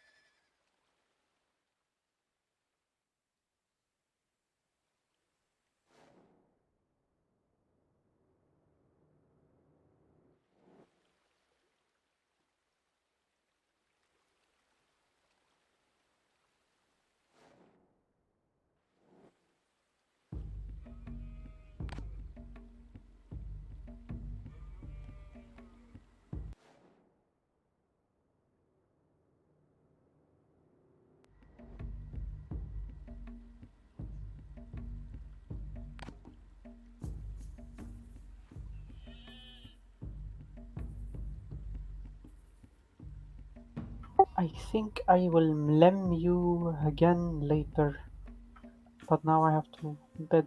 I am EP. Have a nice bed. Mm-hmm. Smooch, smooch.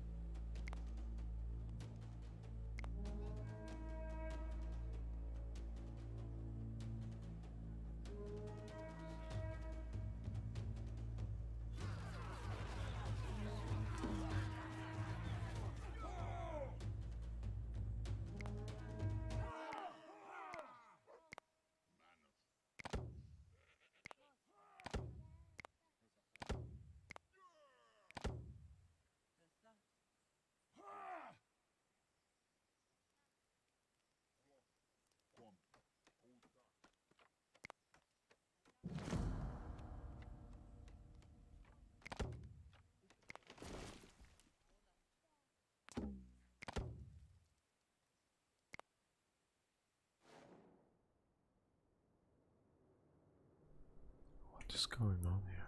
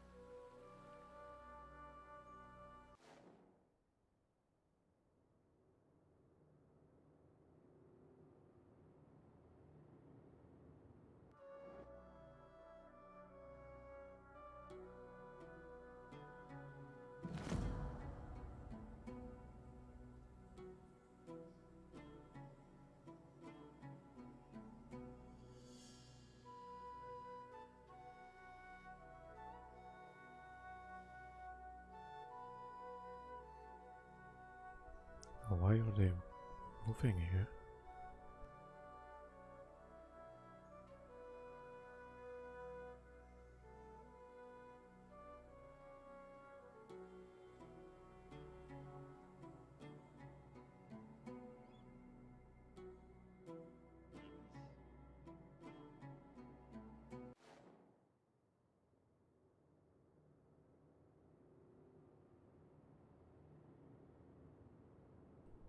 This is quite literally the other end of the map. Why is the AI moving here?